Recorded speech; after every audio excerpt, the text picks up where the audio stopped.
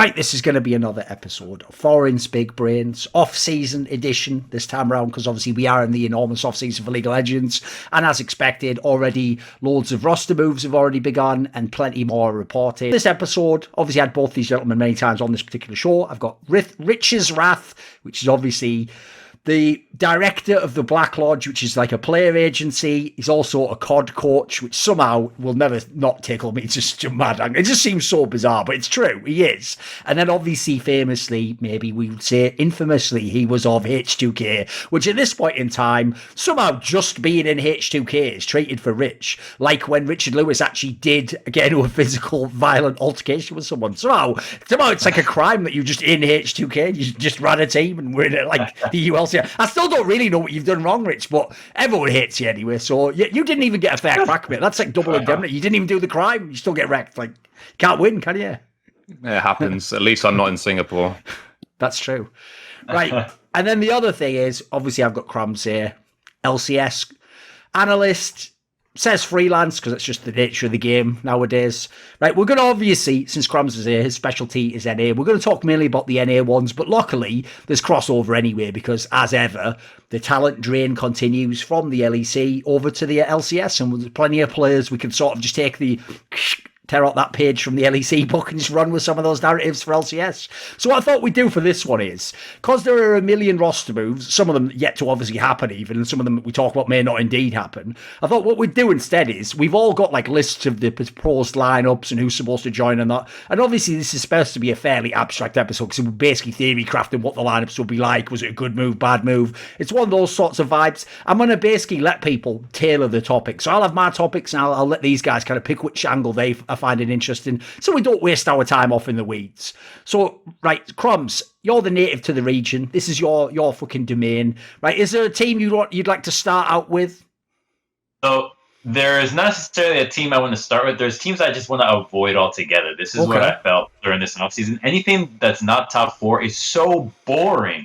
Oh my god, all the roster changes that happened from that's not C9, EG, 100 TL, just feel like they're not inspiring. I'm not inspired by any of these roster moves. I know CLG's trying to rebuild. They're trying to go for all these angles. You know, they're trying to Immortals got Wild Turtle and PoE, I think. And so, like, these aren't contenders. These are Worlds representatives. None of these teams already from the roster, they're not going to make it. And then you got TL clearly going for the crown again. EG, I think Impact is staying. This is the one that's not necessarily confirmed, and they're going to be about as good as how good JoJoPyun is and whatever AD carry they land with. So I still think this doesn't have a lot of finality. But the ones that I think are fully confirmed, TL, 100 Thieves, right? These are the two that we know the full roster. We don't necessarily know, I think, how the coaching staff is going to pan out, but I think the biggest one is Bjergsen joining TL, obviously. I have heard some things in the grapevine about how TL is going to perform, and despite the heavyweights, I don't think they're actually going to be that good. I think that this team is going to take some time. I thought at first that they were going to be an incredible team, but from speaking to some people behind the scenes, it seems to me that the intentions behind joining TL have no longer been just about winning. It seems like TL's reputation for paying money has now become the reason why people are going to TL. And so I think this might be an interesting thing to look into the LCS, because TL obviously has the reputation that they just pay the most. So if I can get myself signed on TL one way or another, I might just cash in on a lot of money and then be happy with it. So I do think that TL's reputation might be actually hurting them, because it seems like the results they're getting aren't necessarily lining up with how much they're spending.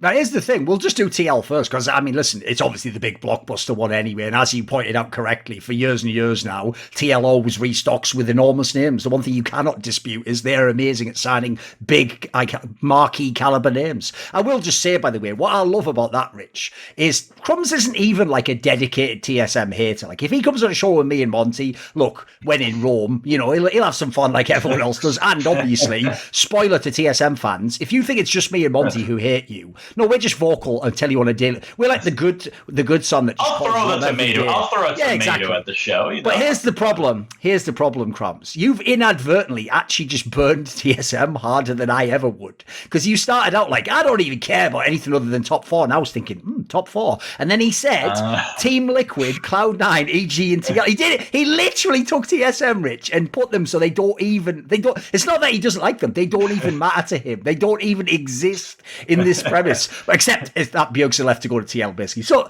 we'll talk about TSM later, I've no doubt, because there's certainly some interesting angle. I think we probably will squeeze in that 5th team there, Crumbz. But let's start with TL, because obviously, this is the big blockbuster move, because I want to start here, actually. Obviously, we can go anywhere you want with the players and all the rest of it. So, Rich, I want your thoughts on the new TL, but I want to ask this first as the setup question.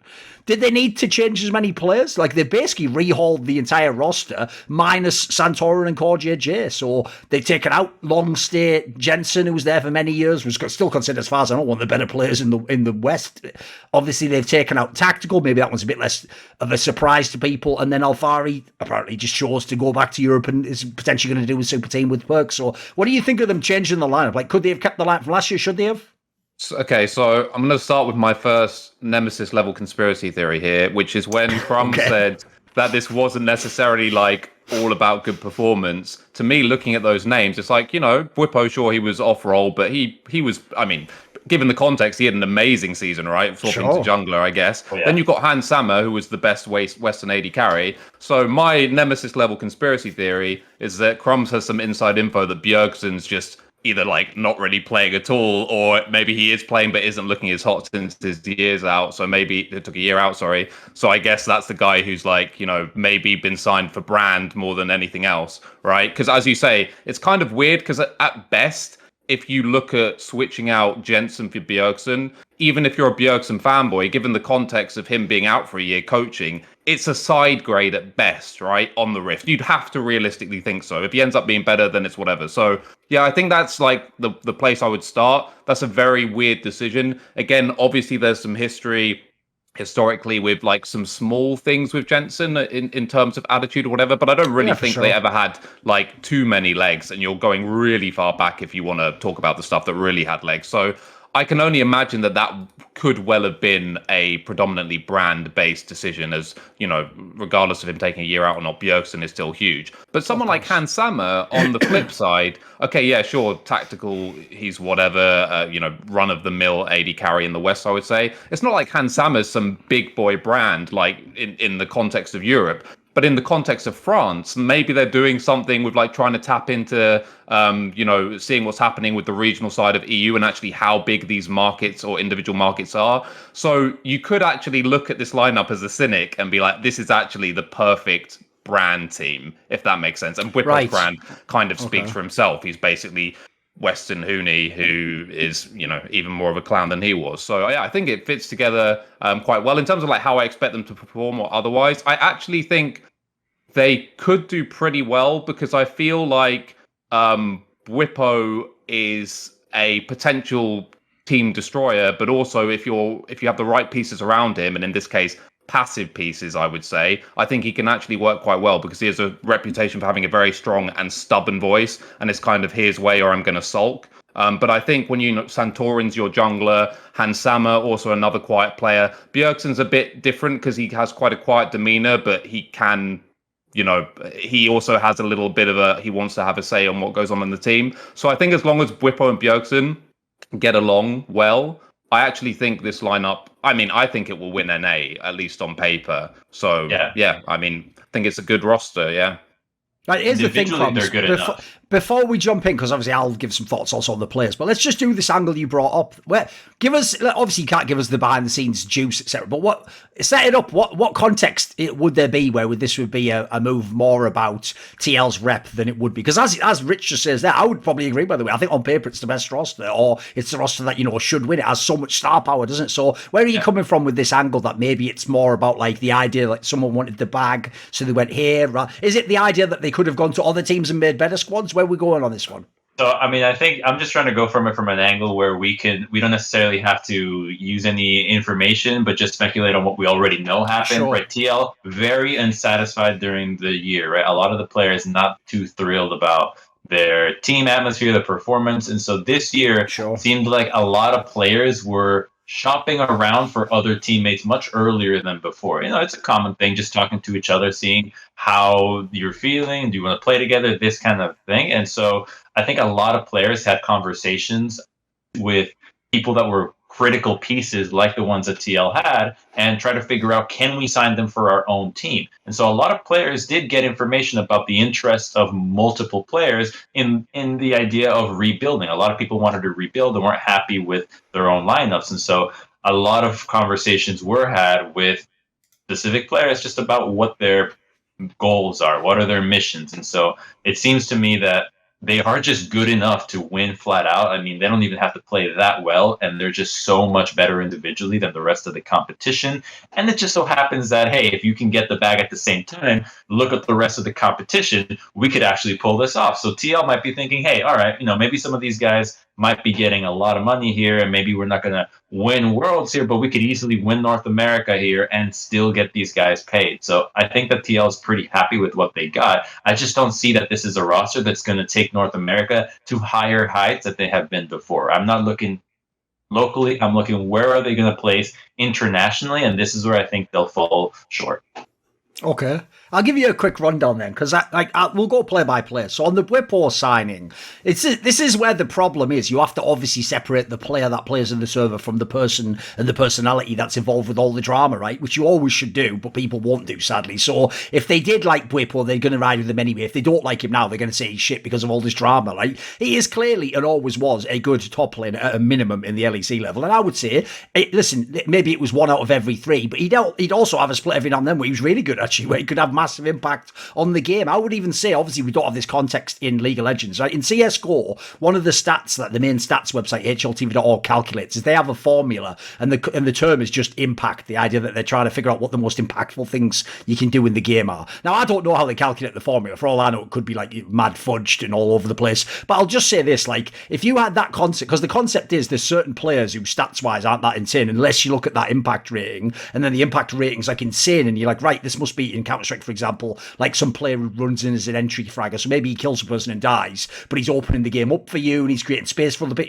There's like sort of intangibles that aren't calculated on the raw scoreboard. If there was a concept like that, I think Bwiplonger actually would be one of the higher rated players, especially for a top laner. Like, he is definitely not the old prototype of like, I just play a tank and then come in and peel for you. Like, he's not doing any of that shit. Like, what I like about Bwiplonger, the reason I actually think this is a good move is because, one, I don't think they had the choice to even keep Alfari. Spoiler, he's one of the main people who didn't fuck with that whole Jat thing, along with Jensen, unsurprisingly. And then secondly, I actually think if you can't keep Alfari anyway, if you look at who's available, actually Bwipplonger's one of the best signings you could probably make out of this talent pool, ignoring the drama element, which I will say as well, fair play to TL, they don't actually seem to typically even bother looking at people's personal lives and drama. They just try to put together the best lineups. Like, one thing I always said about Steve Arhancet is, you can think what you like about the coaching of the team and what results they've had, but he has done an amazing job over the LCS era of just every year stocking star level talents. Remember, even the first year ever of LCS, he got fucking Edward from Gambit. Like, this guy just goes out there and he literally just, it's almost like he has a shortlist.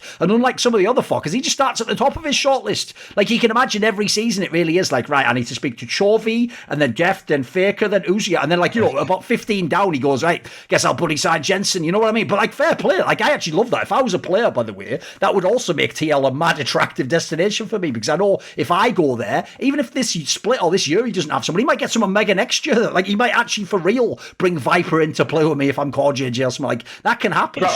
He got Piglet, right? Like, yep. SKT World Champion Piglet. He's done a really good job. And Carlos, I think, mentioned as well that a really important aspect of his team is making sure that he can make a team that the best players want to sign with, that the players that he currently have are not going to be disappointed. And I think he's done the best job at that since the Curse days, even before the investment of TL. He was already doing that.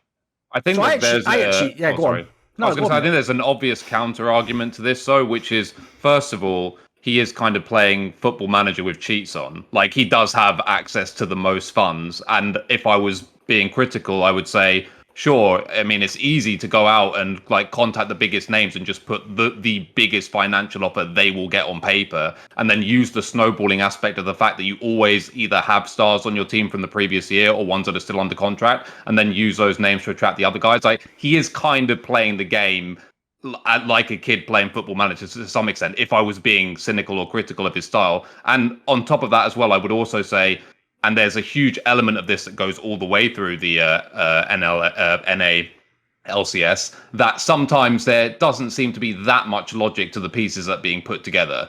And if we were to boil it down and say, you know, this guy always signs the big names, blah, blah, blah, does it year after year.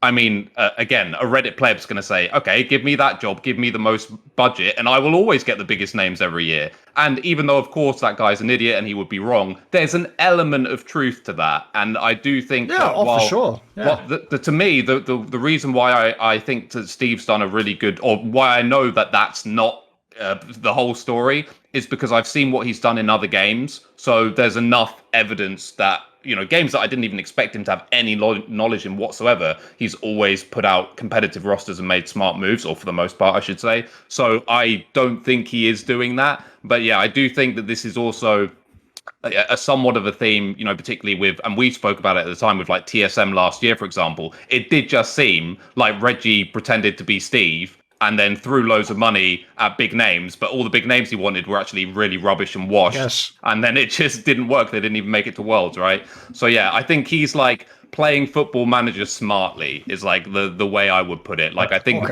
both sides are true, but obviously I think he's generally, I don't want to belittle his achievements or whatever, but he does also have advantages which need to be pointed out. Like, it doesn't seem like his current investors or whatever are asking for like immediate ROI or whatever, so he can just do this and offer the big bucks every off season.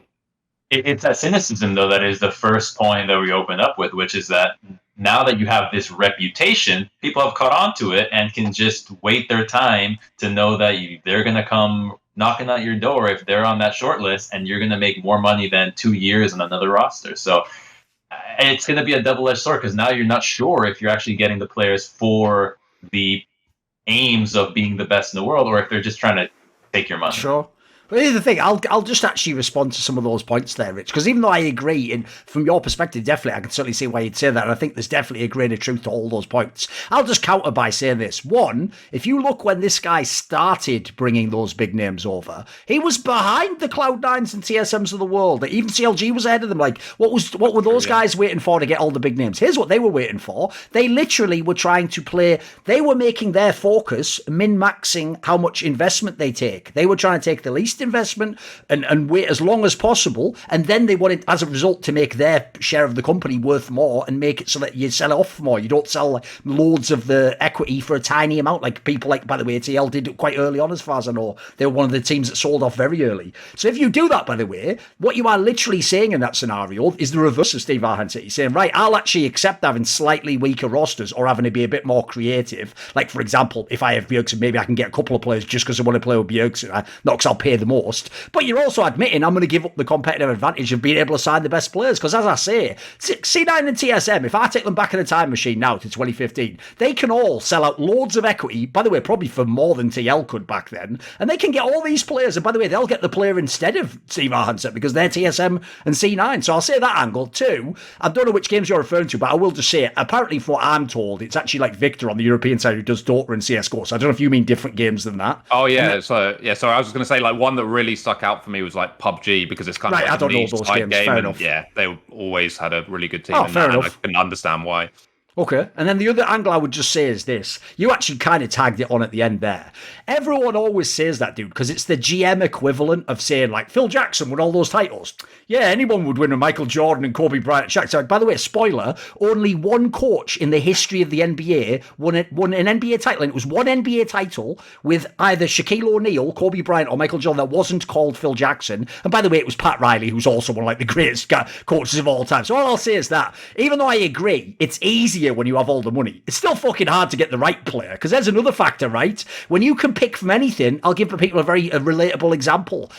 there's a reason why the joke everyone has is that in the modern day, especially at the moment, when people watch either Netflix or they go on Uber Eats, I'm using the dreaded fucking brand names here, you don't just instantly find something, do you? Because there's too much choice. You just scroll for like 10 minutes going, well, I could get that, but it's not, I could get this. In a way, it makes it harder sometimes when the money isn't the option, right? When there's nothing dictating it, actually, you have to really know what your plan is. Who do you want to get? Now, listen, if we dive back into the players, I will say, I don't just say that as a pure compliment, though. There is a backhanded element, which is I do almost feel like there's almost a disconnect sometimes between the actual players they sign and like what the team will look like. As in, I do sometimes get the feeling he does just go down the shortlist and get all the best players, and then after the fact, sort of throw them to some coach like, right, you figure out how that shit's going to work, and then just waltz out the room, you know, like, oh, all right, fucking hell. Which, by the way, is also a pretty hard job as a coach. So if we look at these players, like the Whipple one, I actually like that signing. By the way, I think his style of play is probably tailor-made for any. I think he'll actually probably tear it up, assuming he's going to play old school Whipple maniac style.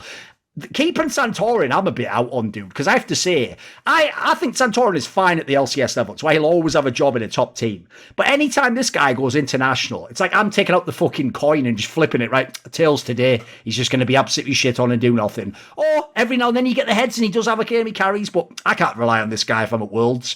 Then if you go down, Bjergsen, the real problem is we have no idea how good Bjergsen is. For all we know, he's just as good as he was before. For all he knows, he's absolutely washed. Yeah. Nobody can know right now. He can't possibly know, right? I think he's at least maybe better than PoE though, because I remember halfway through the year watching like a stream of Bjergsen, and he was already saying that as a person he was struggling with being a coach and watching his players struggle with things that he can do easily, that he could easily outperform their players while he's coaching. So he was thinking, am I wasting my talents being a coach, whereas I could just join in and I'm already better than this team, which is already a top 4 team. So I do think that he has been keeping up and that he won't have a hard time bringing himself up to a level that won't make him a liability. I don't think he'll struggle against any mid lane matchups. I think it's going to be pretty easy. And it's a long time ago, but maybe there's something there between him and Santorin as well. Also, how could you not keep Santorin though? He's NA. Who else are you getting if you already have Whipple and Hansama?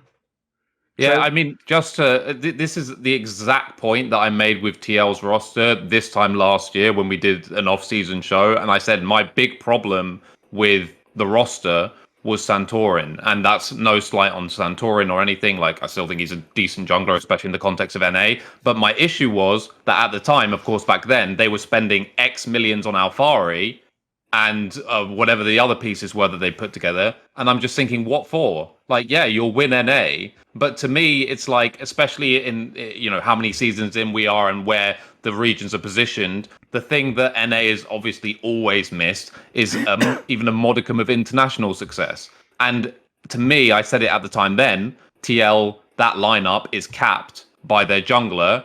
And I didn't see the point in spending 2 million or whatever it was on Alphari if it's not going to take you over the top internationally. And I felt that Santorin capped them there. And I see the exact same thing this year. Bwippo's like a decent player. Is he like internationally as good as the Eastern tops? No, I don't think so. And not even as good as Alphari, in my opinion. So that's for sure not going to take them over the top when Santorin is still the jungler and Bert Bjergsen's coming in off a 1-year layoff. Bjergsen was never like exceptionally internationally wise, in my opinion, anyway. But yeah, I just don't. I think that this, if everything goes right, Liquid walks NA, but they're still just going to do absolutely nothing internationally. Like I just don't see how. I don't see what the path to international success on this team is. I just don't see it.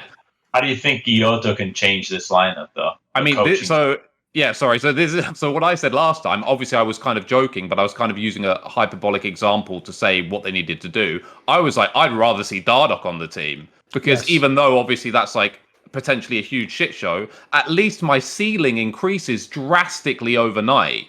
Obviously, he's NA resident as well. This isn't me pitching Dardoch right now. But like Santorin just puts such a low ceiling, and especially with his playstyle and his susceptibility to being invaded, especially by better international junglers, I just think you lose so much pressure on the map, even if your solo lane is a smurfing, that to me it just massively caps the team. So if I'm Steve and it's like I want to spend the big money and bring in the big players, now the brand side and what you said at the start, Crumbz, makes even more sense, because if he's basically looked around and said, well, I don't want any more of Dardoch, like how can I go back to Dardoch? who the fuck else do you get for jungle as an NA resident? And maybe I should make some decisions here which aren't just, keeping the team very competitive, at least domestically, but also really smart brand decisions, because this team won't do shit internationally. There's no way. By the way, on the whole mid lane thing as well, because we definitely can't just say Bjergsen, we have to address the Jensen angle that's in the room, right? The thing I find outrageous is this. The only context I can figure out whereby it's even vaguely reasonable you make this move, which, as you say, let's be real, is best case scenario aside grade. Like, I'm not going to hear any slander that Bjergsen was ever like 1.5 times better than Jensen. No, at no point in time. And in fact, for the last few years, you could argue it was the other way around. So the reason why I don't even think it's a side grade, the thing that's outrageous to me is this. If the angle goes, because people might have heard some of the rumours in the offseason, if the angle was like, well, Jensen himself is another player that probably didn't fuck with the whole situation with Jack last year, and potentially, maybe he was looking for an out or go to another team or build another team. If you're taking that angle of like, oh, well, if they're going to go elsewhere, then we'll consider our options too. I get that angle, but I personally think it's outrageous, especially when you throw in, right? I will say I thought Jensen in the summer was a bit whack. He also didn't have his real lineup until the fucking playoffs, or like, I think something mad, like, a week before the playoffs or something insane. So he didn't have his real team. And then secondly, I'll throw this in there. Did no one see him at Worlds? Again, like, the difference is, if I take out that coin, the coin when it's Santorin, right, is like, does he lose the game? The coin for Jensen is, does he carry the fucking game against the best teams in the world? Like, half his games at Worlds were fire, especially those tiebreaker games. Like, once he was on that tiebreaker day, mate, he was mega in some of those games. He was playing against fuckers like BDD. It wasn't like he was playing scrubs. In fact, actually, that group was monstrous when you looked at some of the players. So I thought Jensen, absolutely, I think they've done him dirty as fuck here. Like, again, it's not like a loyalty thing. It's not like he was playing his whole career in Team Liquid or had some like personal friends. But I think you just look at the level of accomplishment. Mate, he's been in the files like almost every fucking time with Team Liquid. Like, what more does this guy have to do? Internationally, he carries. Like, I think they've done him mad dirty. And I have to say, if I had to speculate, I don't believe this is from any tryout or behind the scenes info. I don't believe basically TL has a good reason to do it. I genuinely think, no joke, knowing owners, especially LCS owners, this is the fucked logic of where Steve Arhancet, who apparently in the past, in years gone by, there was some interview where he did say something like, someone was like, what player do you wish you could have had on Team Liquid? And he said something like, obviously Bjergsen. Like, I think that's it. I think that's literally it. I think his logic, right, is, Reginald got to have his Bjergsen for all that time. Now I get to have Bjergsen. It's like what they've all done with Doublelift and Hooney. By the way, spoiler, that's basically why Jack got fucking Jensen in the first place. It was like, right, well, I'll get my own Bjergsen. Like, that was like the shit he was on. So I don't know why you'd do that, because again, to me, that's like what you're basically doing is you're trying to use a time machine. Without a time machine, you're going, I want the guy from season 6. Like, you can't have him. It's 2022 by the time he starts playing for you, mate. Like, you have to pick someone now. So I personally think, listen, it's not the end of the world. Bjergsen could still be really good. Probably won't even impact the overall results. But I just think you did Jensen a bit dirty on that, unless he somehow didn't want to be in the team. You know what's surprising? There's no rumor of where Jensen's going. He might have an actual year off. His performance might actually land him a year off. So clearly he hasn't been doing enough because he's getting fucked. See, this is where Reginald ain't actually as smart as he thinks he is. If you're Reginald, the move's obvious, you fucking idiot. You go to Doublelift, you literally apologise. Too late for that now, but you could have done this before this offseason, I'm telling you. And then secondly, you go to Jensen, who I told people would have joined last year in the offseason, and you just get them onto your team, and you go, oh, Bjergsen, do you want to play in Team Liquid? I'll just recreate my old TSM, basically, but with Jensen in your spot, literally, and we'll try and win instant, because that's how you basically stick it to... My angle there, Reginald, is like, look, you have to give it up to Doublelift on that one, but then you get to stick it to Bjergsen. You can only fuck one of them at one point in time, as other people in TSM found. Too late, though. Too late, like you said. There we go. That's actually fire. It was unintentional. I just slipped that in. That's pretty good. How though? How did it ever happen in the order where? Because remember, Bjergsen playing for Team Liquid was obviously conditional on him giving back his shares to TSM, yes, right? Like, there was a process of mutuality that had to happen between TSM and Bjergsen for him to be able to leave TSM and play for TL. Right? How is it possible that that process happens and TSM do not have the replacement lined up? Oh, it's wild. Surely you have a shit ton of leverage in this situation. You don't have to be a complete dick and say, no, Bjergsen, you either play for us or no one or whatever. But you can at least massage that situation into you either, getting Jensen is the obvious play, but at least have your fucking situation lined up before you let your greatest ever servant goes to your biggest rival. Like, what am I watching? What is this? Ridiculous. I can speculate that maybe the TSM share aspect isn't so much about TSM and more about Bjergsen telling Team Liquid, if you can pay for the value of the shares and basically cash me out on my shares right now, I will give them up. And then TSM just gets them back, but he basically cashes them out with somebody else. Okay. I guess I don't think he's smart enough for that, though. I'm not going to lie. Like that's it. I mean, that would have to be. That would be the play, though, if you could. Him. That'd be a hell of a play. Awesome. What? That'd be incredible. You just made bank. And by the way, even though, look, let's be real, with where esports currently is, odds are TSM continues to succeed as an org and a company, and they keep getting bigger. But I'll just say this: if you, since everyone loves crypto and technically the show's sponsored by crypto people, there's plenty of people in certain cryptos wish they could have capped out right near the all-time high. So all I'll say is this: now would be a great time to sell those shares in a company valued at $400 million by Forbes.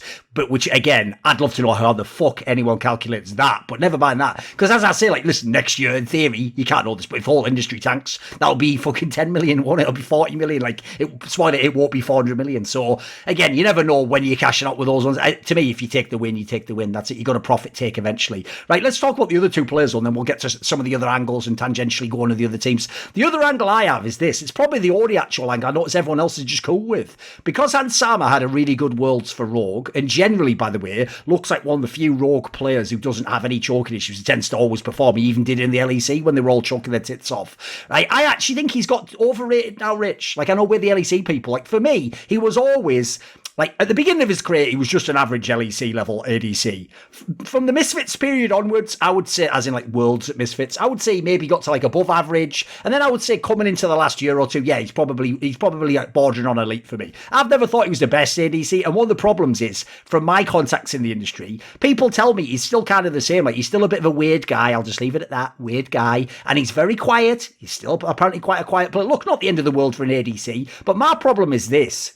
If I'm going to put an ADC next to Core JJ, amazing shot caller, and a guy who is famous for roaming on the map, I don't want a fucking lane-centric ADC. Like, I think this is a mismatch, dude. I think they picked the wrong player. I think they actually should have gone another route. I won't tell you what the other route will be. I'll save that because it's fire. But I want to know what people think of this. Because, look, on paper, I like the signing. I don't know if it's the right sign for the team. What do you think, Crumbz? I just get a little snippet. I think with Core JJ having so much power on TL, I think he probably had a lot of influence on this choice, and it's not so much Steve, and it's more of, we need to keep Core. Who do you want to play with? You just went to Worlds. Tell me who you want. We'll get him. So I do think this might have been more about Core JJ seeing how he wants to play and wanted to play with us. Oh, for sure. Could be, yeah.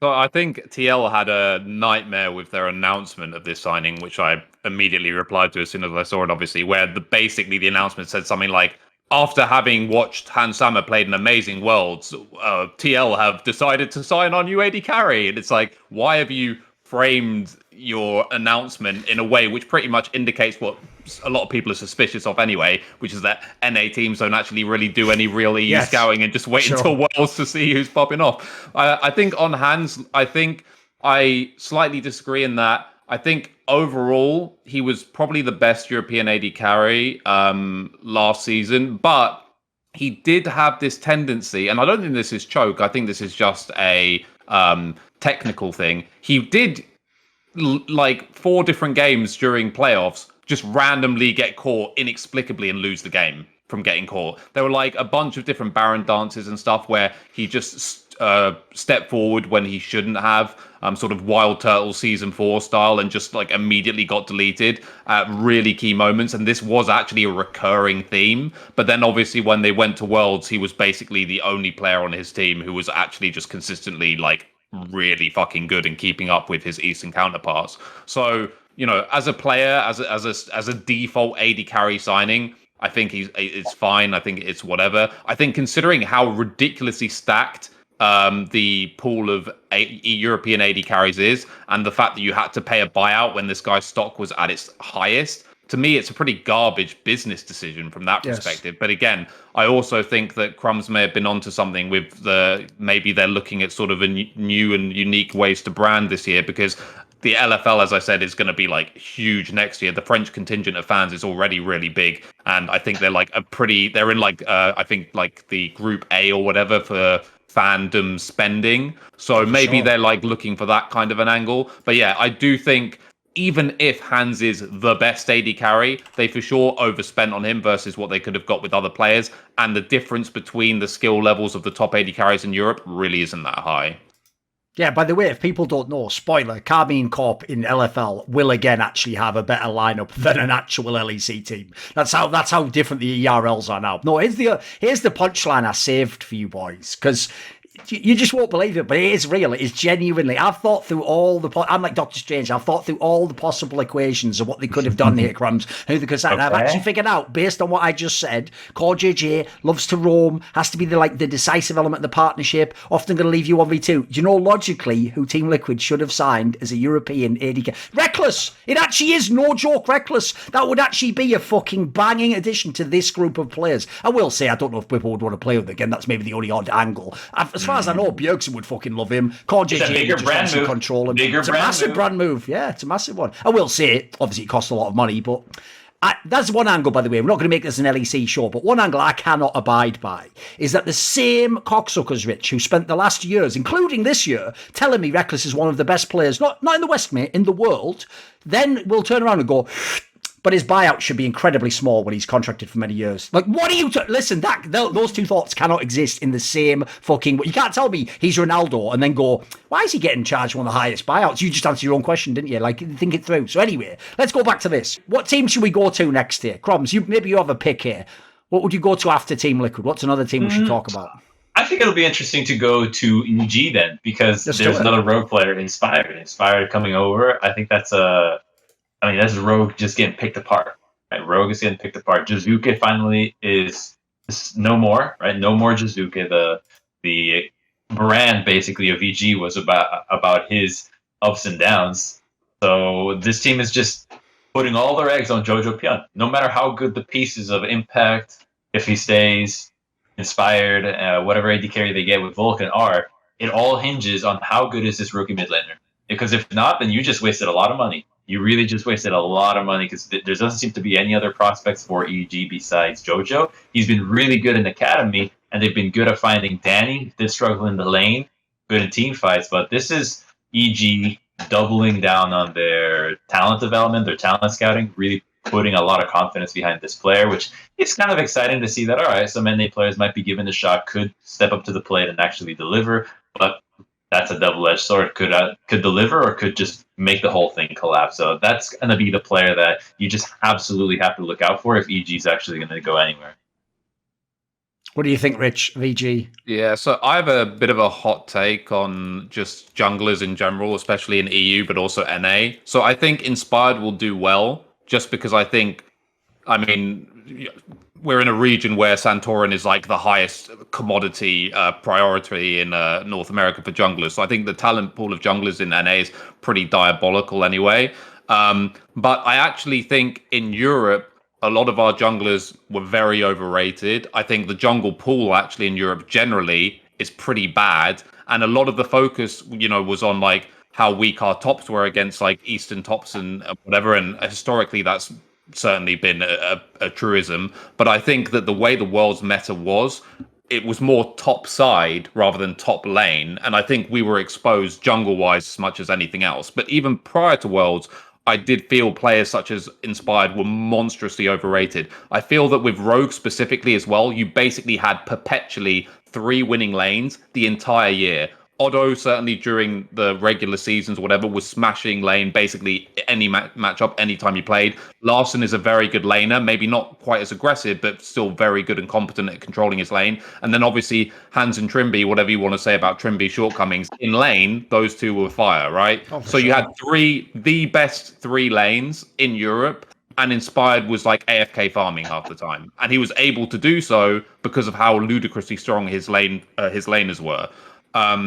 And even though I do still think Inspired is a good jungler, I think you could have put a bunch of different junglers on that team and they would have done very similar things. So I actually think it's like an interesting signing where it might work out, even given what I've said, just because the NA jungle pool is so bad. But I actually don't think spending loads of money on a European jungler as a default perspective was like generally good business, because I think EU junglers suck. By the way, it's also arguably, this is, of all the teams to do it, this ain't a great one either, Mix. If you're saying Inspired and winning lanes, what fucking winning lanes you got here? Look at these Just players he's got in the lanes. You only know top could be the only one. And then, so are you saying, Rich, that then Rogue might be one of the biggest winners in the offseason, knowing that their players might be getting overrated? You sign Inspired for a bigger deal, get a big buyout, and then you get 2 players to be bought out for, and the teams that bought them out overspend for them, and you just cashed in. So I'm not going to go that far, because I think it's very like high levels of copium to look at what Rogue did and be like, yeah, it's going to be better this year than last year. I think that from all I know, again, this isn't me saying that this is the case. I'm saying for all I know, Malrang speaks no English and isn't a good jungler. I don't know if he is or isn't. I don't know if he speaks English or not. So for me, that's just a huge coin flip, at least in my head. And obviously, they downgraded ADC. Did they get decent money for the buyouts? Yeah, probably. But in terms of actual performance levels I'm expecting to see in spring, I mean, basically it all comes down to how good is Malrang. What I would say is that I do believe that even though if this was 2014, someone would say, oh, the substitute jungler on like the world championship winning, well, actually they didn't win, did they? But on a world championship winning level team, that guy's obviously going to be really good, and people don't really take into account reality in that sense. But I think actually being on Dam 1 and just being around the LCK in general, I think the junglers in the East, and specifically in LCK actually this year, was so far ahead EU. There could actually just be a chance that this guy's an average LCK level jungler, but he still smurfs in Europe. I think our junglers were horrendous. So we'll see. I wouldn't be surprised if Rogue have a really fast start, just because Malrang understands jungling way better than any of our players do. Bar, I would say Razork. I think Razork is legitimately a very good jungler, but as for the rest of them, yeah, I'm just really low on EU junglers, basically. I don't think Rogue did some genius play based off of this. I think they saw an opportunity to cash out. And yeah, I don't know if they saw much beyond that. Obviously, this is going to be an LCS themed episode, but I'll just touch on that briefly, because I will just say this. Mainly, it's just one of those things where I just piss in fans' faces because they deserve it. That's all you fucking deserve. And if you don't like it, why are you here? I'm basically a fucking esports dominatrix. Some people like this. Exactly. Yeah, just take it, you little bitch. So, right, here's what I would say, and it goes like this. All those stupid comments people have made for the last 2 years about G2, like, oh, Carlos isn't trying to make the region strong. Well, what's he doing? He's just trying to make money off players. Like, those all apply to the other teams that came up, you fucking morons. The so-called nouveau riche, and spoiler, they're not so riche, as it were. So Rogue and Mad Lions are inarguably the better teams in terms of performance in the LEC, but as orgs, they are not G2, by the way. And unsurprisingly, this is the problem fans don't know. The most dangerous time ever when you're an org is when you have a roster that's put together for reasons other than you being the best org. So in the cases of these two teams, they got an amazing core of players really early on in Rogue that they gambled on, and in Mad Lions they had people like Peter Dunn and Mark actually make the correct decisions on people out of VRLs. These are not teams that have spent big. These are not teams, by the way, that now have been able to even retain their best talents. And spoiler, what did they do when they sold their best talents? Went back to the bargain bin and started picking people out again. So everyone who wants to criticise G2, like, you look really silly if you're actually then going to turn around and tell me Mad Lions and Rogue are making themselves really strong and keeping LEC strong. Spoiler, they're not. They're also, by the way, not trying to go the TL route. They're trying to just, actually, by the way, catch lightning in a bottle like a third time in a row, so good luck to them. But by the way, that won't win in the long run. In the long run, you're better off being the team that can sign the star players. So if we come back to EG, I have to say, Crumbz, I want to get your take on this, because I personally know fuck all about the JoJo guy, and this is actually a big concern. I obviously know Vulcan, think he's a pretty good player in general. My problem with this particular move is this. I also agree with the inspired angle that Rich brings up, because I don't see where all these winning lanes are going to come from on this team. I thought personally Jizuki was great last year, like relative to who EG had possible to get, And the problem is this. Peter Dunn's entire strength in his career thus far has been finding talent with the eye test and picking people out who you wouldn't expect to be good. I think this is a bridge too far on this one. Mid lane isn't a joke role. It has to be, in theory, the best player on your team. So if he's really gone out and scouted this guy's going to be like a Jensen, Jdubs, Bjergsen type player. The fair player, he knows more about League than I ever will. All I'll say is this. I actually think NA does have a lot of fool's gold talent. Like, what they do in NA, it's basically, we could have had this discussion if we bothered talking about tactical, we just won't do it. Tactical's the best example. Old school contractors another example. You don't even have to actually be consistently good in NA. If you just have one really good split, people are so horny for there to be good NA talent, they'll just crown you immediately. Like, dude, it took years for contracts to actually be considered a bust. And by the way, spoiler, he's back. Like a fucking, some sort of mad horror villain from the 80s. He's back again. He's back to terrorize the whole league and pretend he's good now. So same thing I'm going to say with all these players. Fucking go through the list, mate. Tactical's one of them. And you could even arguably say Licorice did this. He just had a longer period. He had 2 years, let's say, that he was really good. Like, give me a break, mate. Like, I don't believe you've just found the next really good player for mid lane out of nowhere in the LCS. Do you disagree, Crumbz? Do you think this guy's going to do it?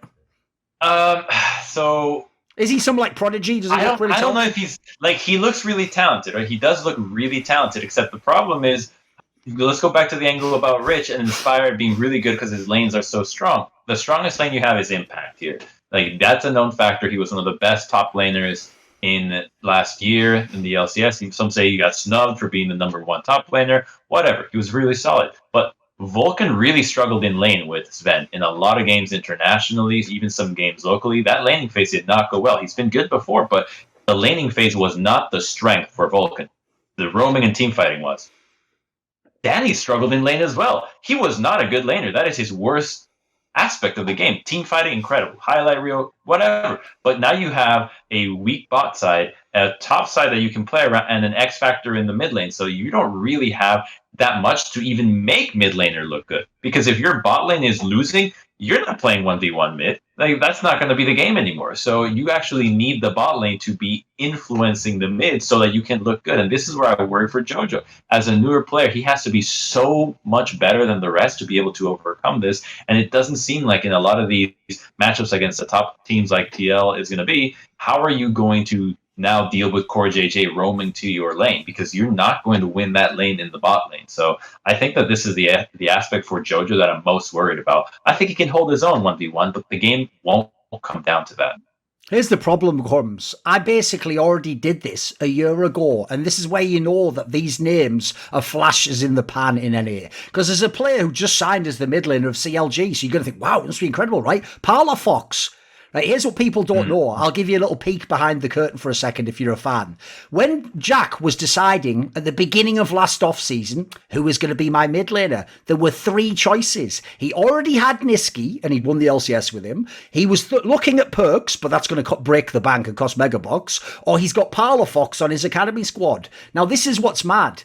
His order went like this. Obviously, Perks, if I decide to do the deal's the best option. Number 2 was Parlofox. It's like, right, I go with the youth. I try and see if this is the next guy, blah, blah, blah. And then Nisqy's the 3rd option. I said to him, look, mate, there are only 2 options as far as I'm concerned. You either stick with Nisqy, that's the bird in the hand, or you go for Perks and try and break the back. I said the Parlofox one is like, I don't even know what that gamble is. I said, isn't the Parlofox gamble the gamble that he can even be as good as Nisqy? Like, have I missed something? Because again, the guy's just coming out of academy. So all I'll say is, how did that one work out? And by the way, before anyone goes, yeah, but he's on a bad team. Of all the roles in League of Legends that you could play on your own, a guy even made a fucking team org based around this and carry the game. I think mid lane would probably be it. I think that's the role that has the least room to complain about lack of help. Like, you could basically just play fucking save champions and farm up and carry half the games. Spoiler, someone did that in Korea. Anyway, let's just dig at someone who's another analyst there.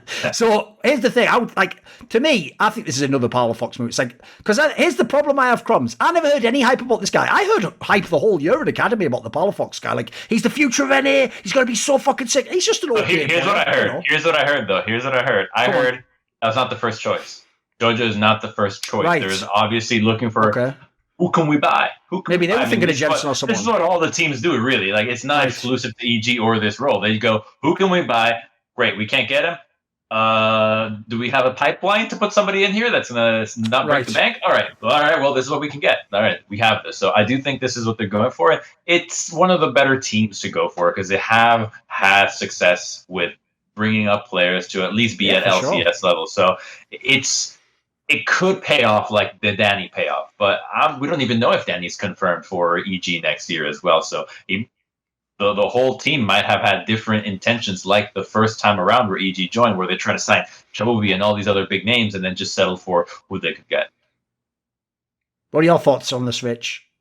Yeah, so on the player specifically, I don't really know anything about him, to be honest. I mean, I know who he is, but I don't watch Academy games, so I have no clue how good or bad this guy is. I would just say, like, as a philosophy, I think NA are in a very difficult. I mean, the way you phrased your opinion on this, I think, Thorin, kind of sums up a lot of the systemic issues that they have in NA in general, because I don't think that would be an argument that you would use for like someone in Europe, like a Europe, especially in mid lane, who have been like smurfing on the ERL level and then had gone to EU Masters and bodied everyone. You'd actually feel at that point that you had enough data where you're like, actually, especially with mid lane, because of, as you say, the individual aspects of that lane, you could feel pretty comfortable about promoting that guy. And in fact, LEC teams have, and no one's been like, oh my God, they took Rika, what idiots. So like, yeah, Rika's really good. And if Shayak didn't have school, I mean, this guy's the next Caps probably, right? Like this guy's legitimately insane at the game.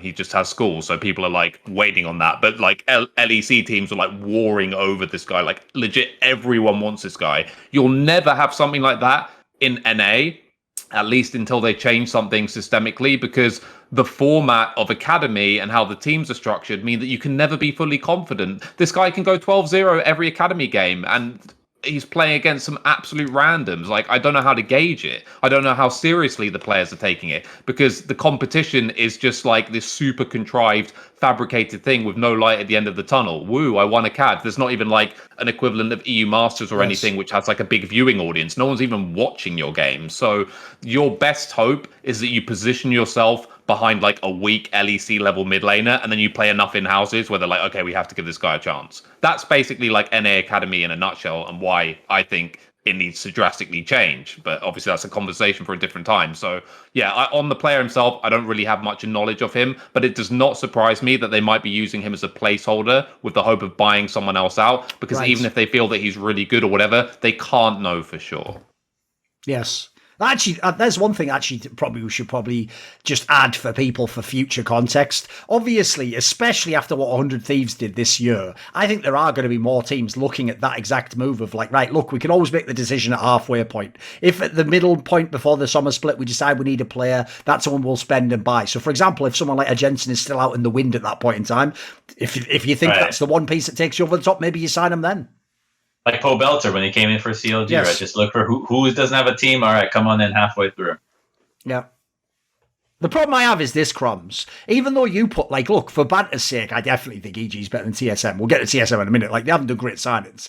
The problem is, of all these teams we're talking about, this so-far top four you're listing, dude, I think EG has the worst lineup of them all. And that's despite the fact we haven't even got to Cloud9 yet. And I genuinely can't even tell you how, like, 4 of the Cloud9 players are going to fucking play. But despite that, somehow I have more faith in that lineup than I do. And I think this lineup isn't that good for EG. Like I say, I'm going to put this, like I said about JoJo. If it really does work out, it'll just be another chapter on why Peter Dunn is in some way sort of a semi-genius at League of Legends, like with the eye test at least. I'm going to say I think he's missed on this one. I think this is a whiff. I don't think this is good. Does anyone disagree? You have this as like a team that can win the LCS or be a top team or go to Worlds? Not against TL. Not taking down TL. This is not happening. Maybe not even Thieves, right? Like maybe third somehow you pull. Like JoJo's incredible. Maybe you get like Danny's leveling up. It looks incredible. Not top 2. No way. Couldn't go to Worlds, so top 3 does go. Rich, which do we do now? You can pick. Do we do Cloud9 or do we do 100 Thieves? Which would you pick? Maybe 100 Thieves. I think it will be relatively quick because obviously fewer changes. I mean... Do you agree with that, by the way, not changing anyone? Again, it's obviously it's like essentially comes down to an equation of what your overarching goals are, short and midterm. And if it's to win, I mean, they did just win. Is that enough for them? What do they want? What do they want to establish? Like a domestic level dynasty or something that can do more? Obviously, if it's like, okay, well, we tick that box and we're off to the next step. Again, this lineup has 0 chance of doing anything internationally, right? Like no chance at all. So it really depends on what their goals are. Chris may have, Papa Smithy may have aspirations, as I said, to establish themselves as a domestic powerhouse and an even bigger brand than they already are, and try and like corner more of that market against the likes of TSM or whatever, who, if they believe those teams are dropping off a bit, like maybe TSM drifts around in mid-table mediocrity for a while, they may feel that they can actually monetize that, right? So I'm not really sure what the goals are. If that is the goal, then it's exactly what you should do. If their goal was to, let's improve and see if we can do anything internationally, and let's hope that, because they've been together for a year, the synergy will be there, blah, blah, blah. I don't really buy it because I feel like I know what the final form of all these players are or is, and it's not going to get much better. Someday is someday. He's always like one of the better top laners in NA for sure. Abadage has done pretty well in the context of NA since he's gone over there. One of the better mids, closer, same story for sure. One of the better junglers. FBI is fine, I guess. It's good. It's good. It's not special. And that's the problem. And even though they have that year together, sure, if they play Team Liquid week 1, who wins? I'd probably say 100 Thieves. If they play each other in a BO5 in playoffs, I say Liquid wins. Because I think that by that point they'd have had enough time together. And the players, if you just go down the list, they're just better. So yeah, I think this is a cap team. It's a good team, but it's a cap team. What do you think? What do you think, Mithy? Well, the two changes were Mithy into the coaching staff, I think, as assistant coach under Reaper, and then you've got Tenacity on the 6-man roster. So it seems to me that the Tenacity move is just, let's see if someone can buy him out later. Let's have some showtime, some performances. He's been really good in Academy. He's been good in Amateur, right? He's following a trajectory that 100 Thieves wants to reward and say, hey, your reward now is going up to here. It can benefit us if this happens. I'm not a fan of the 6-man roster with this top lane move. And personally, the champion pool is not going to be that different, as they both play very similar picks. And then Mithy's addition is an intangible. I think with Reaper, they could actually do a lot together. I think this role probably fit Mithy really well. And this is where I have hopes for 100 Thieves. It's not so much in the variety with players and their play, but with the coaching staff and what they could do. I'm hoping that Mithy and Reaper can do something well, since Reaper did turn the team around, right? Not his job entirely. Obviously, a lot of pieces had to work for it, but since his addition, since Abadaga, the whole thing went up and up. So I think this team could legitimately win again, though. I do think that if TL doesn't hit the mark that is expected from these players, that synergy that they have already could still carry over from 1 year and be good enough to win the LCS. Because at playoffs, when it came down to the best of 5, they did become really good. Closer, in particular, was so much better than he was in the regular season. So there is a way that the players can surge beyond their perceived level. Is it sustainable, and can it carry on internationally after that? Didn't really seem to happen at Worlds. They did have flashes in the pan, right? They did have some really good games, but when it didn't count. So they have some potential that could actually maybe get them out of groups. I think this could be, if everything goes well for TL, I'm thinking they could have a run as good as Cloud9's this year. Yeah, my problem with this lineup is, obviously it is a good team. It is the reigning LCS champion. I think they'll certainly be in with a shout. I personally think, Team Liquid lineup on paper should probably be better than them. I would probably have them as a dark horse to win the title. My issue is this.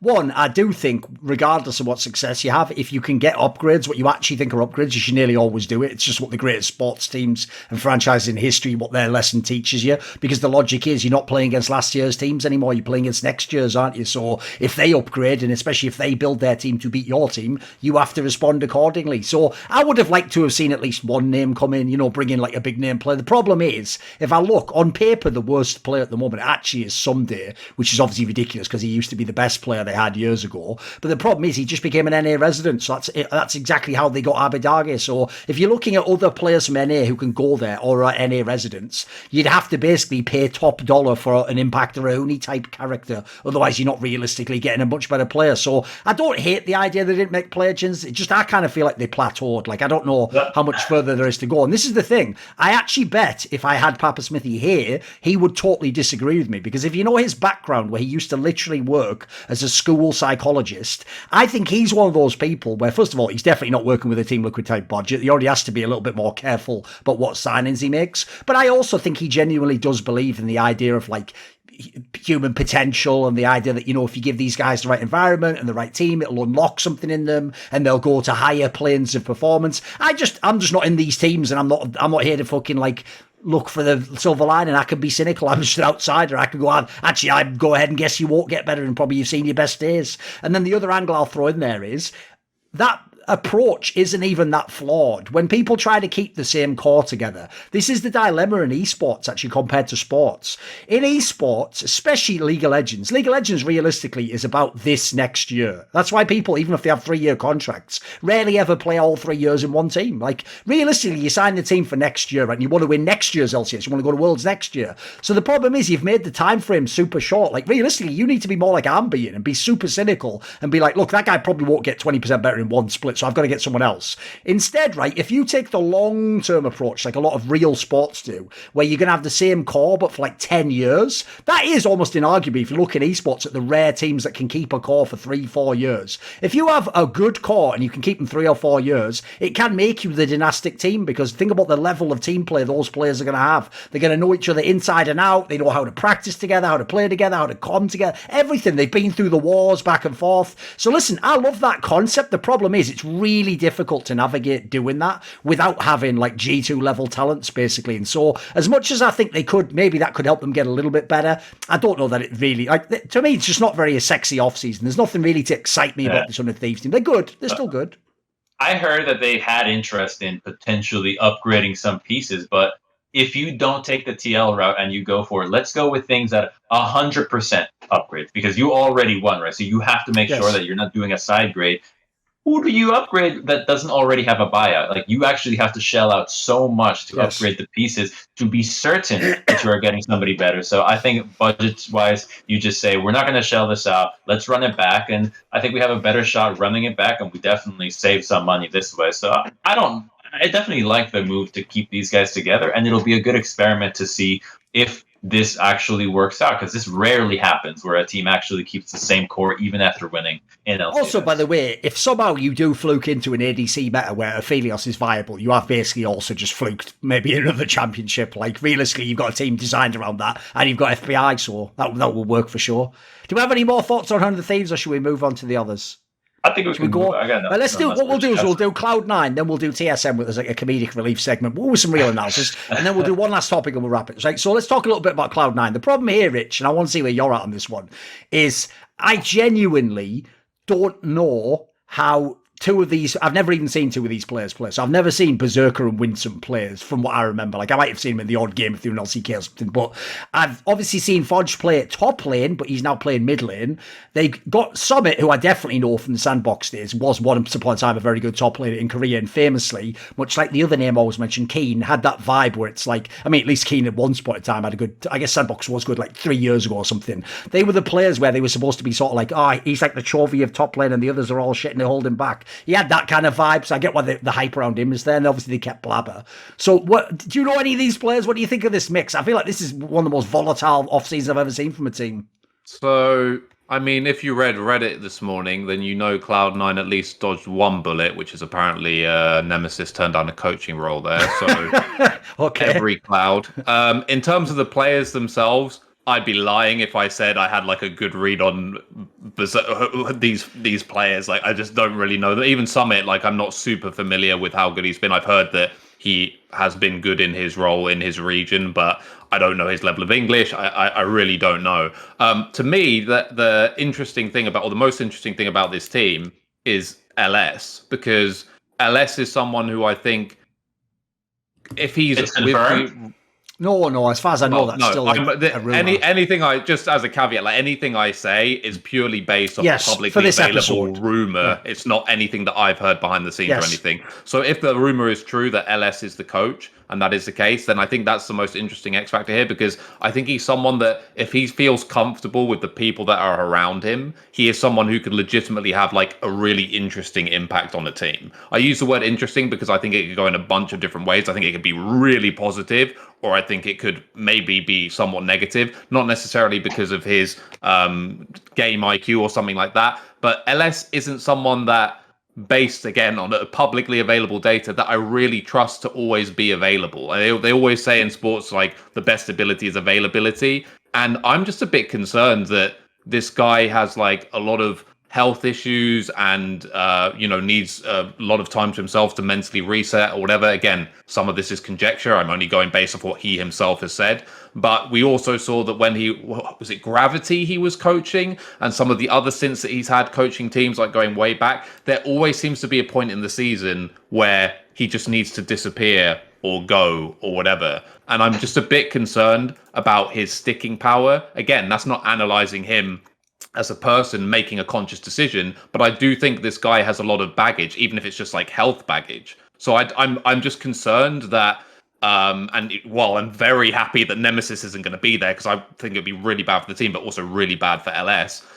If he has some good people around him, then people that he's comfortable with, I think it could be a really big X factor on this team. If he doesn't, then I'm concerned, because I think there are so many potential coin flips on this team. A lot of that is also a conjecture on my part, because I just don't know these players that well, that I do kind of fear for how this is all going to come together smoothly. If you just look at all the names on paper, regardless of how much or little you know about them, and then add LS as well, can you really say with any confidence, like, yeah, this team's going to do really well? Like, I have zero confidence in this team going well, but I also could see a scenario where it could go really well. But again, I'm completely ignorant on half the lineup, so that's why I focused on that aspect.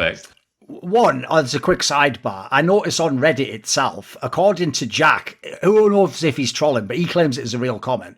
On Reddit, Jack has posted, and he says that they actually offered Nemesis the mid lane spot. He just didn't want to join. So, by the way, that in itself, I'm already like, what is going on at Cloud9? By the way, this is why you don't let people from the LS Enclave into your team unless you want them to do this. Because this is that sounds like that Max Waldo guy all over the fucking place right there, mate. And also this LS angle. And also, I want to get Crumbz' thoughts on this.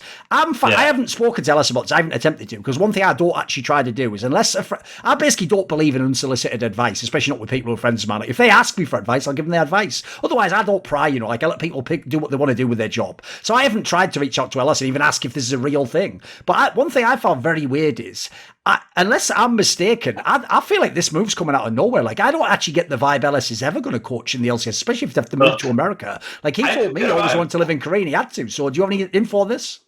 I don't have any info that isn't public from this, but the first thing is, if you're signing all these Koreans that no one has really played with, you probably would want somebody that speaks Korean. And while Rainover was the head coach before, after Mithy stepped down, LS does make some sense, because he would probably be one of the players that would have suggested, or one of the people who have suggested these players, can communicate with them. But the interesting thing about how you landed here, to me, is you had Rainover, who had been planning to be the head coach since he joined Cloud9 as the academy coach, right? The idea was, we're going to level you up in academy, and then you're going to go to be head coach. Didn't like the position. Then Mithy comes in, takes a position, and now Mithy departs. So it seems to me that the head coaching role of Cloud9 is way tougher than a lot of the people that had initially signed up for it wanted it to be. And so they're leaving now. And so it doesn't seem to me like the head coach of Cloud9 was the role that people thought it was when they initially joined, and now you wanted somebody that can take that spot and at the same time can rebuild the roster with a different twist. So the Korean signings make me think that LS could actually be a real thing, and at the same time, just like TL, could be a huge brand move, right? Could be a huge brand move. If these guys are hit, like, you're going to have some mega bucks coming in from this one. Although it's interesting that he's already with T1, so you'd have to actually maybe buy him out or wait for the end of that contract, however that plays out. But I don't know about the Korean players, right? I haven't seen these guys play before. Sven and I believe Berserker are probably just splitting some time until Sven can join the roster once more. And Fudge's champion pool, when he played in Academy, could have been the mid lane champion pool. But, like, I'm one of the few people that was in on this, but everybody is always saying how Fudge was trash when he joined the LCS. He's just getting used to it. And then, he got amazing. Like, he literally played the same level he did at Academy. Like, this is it. He just dipped when he got into the LCS and then got back to where he was before. He's been really consistent, minus that one period where he had some woes. So I think that he'll actually do fine in mid. But what mostly interests me about this team is, how are they going to be coached, and is there a chance of implosion? Because it seems like everywhere there's a lot of explosives in this team that could go by the wayside. And you also have a lot of people departing the Cloud9 organization, not just players, but this season you just had a lot of people, just random staff members constantly leaving. So there seems to be a need for a major overhaul from this org.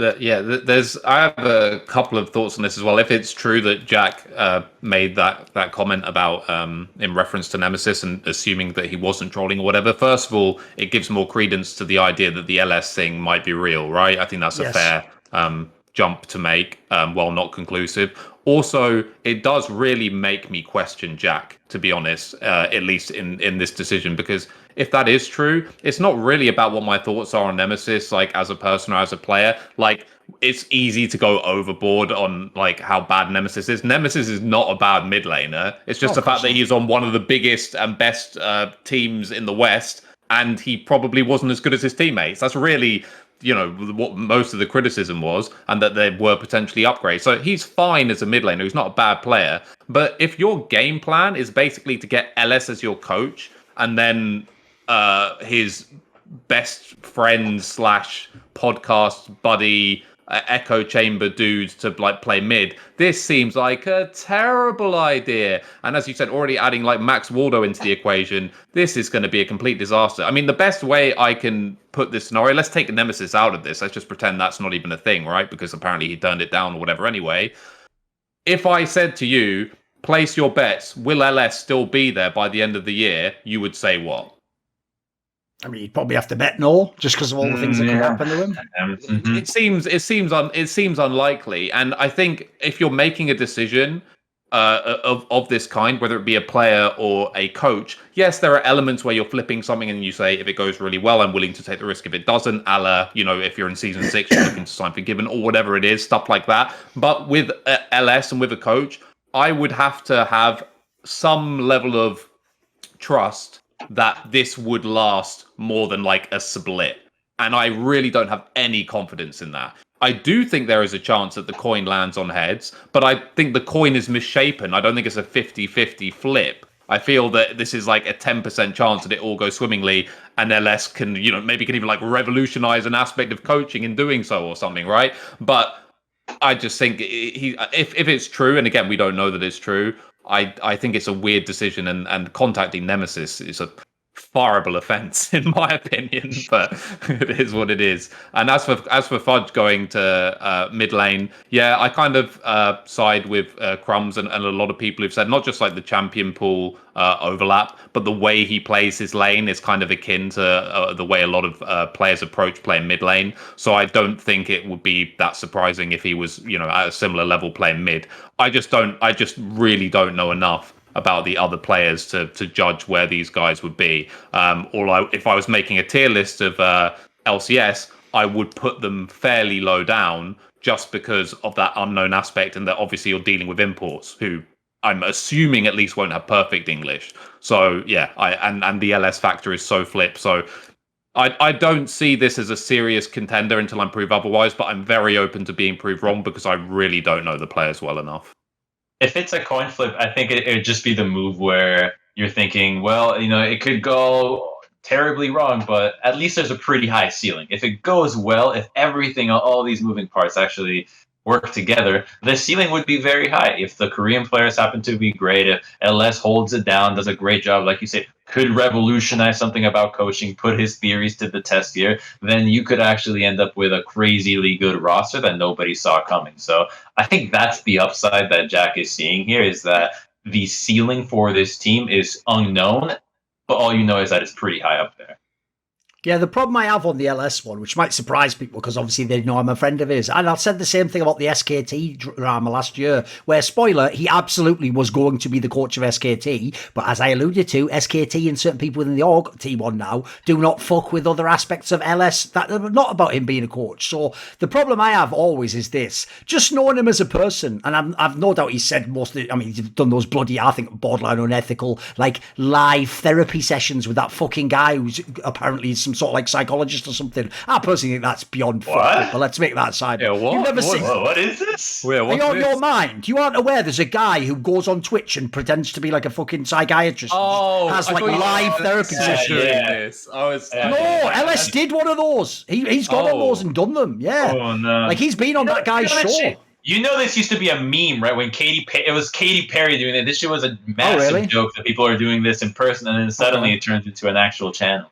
Like, listen, I don't know that guy's status. Maybe he actually does have the qualification. But I just personally think it's a bit dodgy to sort of like lure people in to do that publicly. And then when you're going to talk about all your insecurities and your by the way, spoiler, the internet is a faucet of shit directed at your soul. Why would you give those people the blueprint and the fucking map to destroy you utterly? But anyway, put that to one side. My point is, like, if you know LS as a person, he's a very troubled individual because of the life path he's chosen. And by the way, he's also in an incredibly high pressure job. Like, if people don't know it leaks out all the time on social media. He's a guy who just wrecks himself with his sleep schedule and how much work he does in a day and how many things he tries to fit in. Basically, he's the guy who can't let any one aspect go because he thinks he's sort of like, it's like FOMO. It's like, fuck, what if I let that go and then someone else gets ahead of me? Right, first of all, that mentality will break in a coaching job. Like, coaching is the worst gig ever for that because sometimes you're doing an amazing job. Let's say you were doing such an awesome job, but some of the effects are only going to kick in 3 weeks from now. It doesn't matter. Every week you lose, you're an idiot, a moron, you should be fired. Some of your own players, by the way, before the effects kick in, might think some of that shit and might go, I don't know, a bit questionable. I thought this guy was supposed to be a genius. Even worse, by the way, not with this lineup,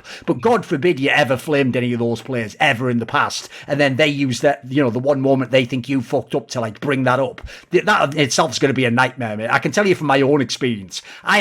I can't get that fucking second beer in an after party, Rich, because it's like a fucking swarm of loser pro players in Counter-Strike who've just had their third beer. They see me and it's like fucking Terminator. They have to come and start debating me about Counter-Strike, even as I'm explicitly telling them, I don't want to talk about Counter-Strike right now. It's not the venue. And secondly, I might have to take you outside if you don't fuck off right now. So he's not going to do that. He's going to have these arguments. And then lastly, as you alluded to, he has a lot of problems with his health and a lot of other things around him. So all I would say is, it's a powder keg. So personally, I wouldn't gamble on that. Like, there's a lot of things I would gamble on. The problem is, the upside is mega. Like, what people probably aren't considering is this. Presumably, if he did this coaching job, there'll be no more streaming, or he'll only do that as a partial thing on the side, right? If he was to literally limit how much stuff he publicly puts out and pump all of what he's doing and his work into the team, I could see that being a massive upside. Like, imagine this guy actually, for real, like, hooked into a couple of things in the meta, a few champions, a comp, a fucking item. Imagine you really had that, but your team just had it for like 2 months before everyone else actually figured out it's good. Because remember, the bizarre thing about LS's career as a public thinker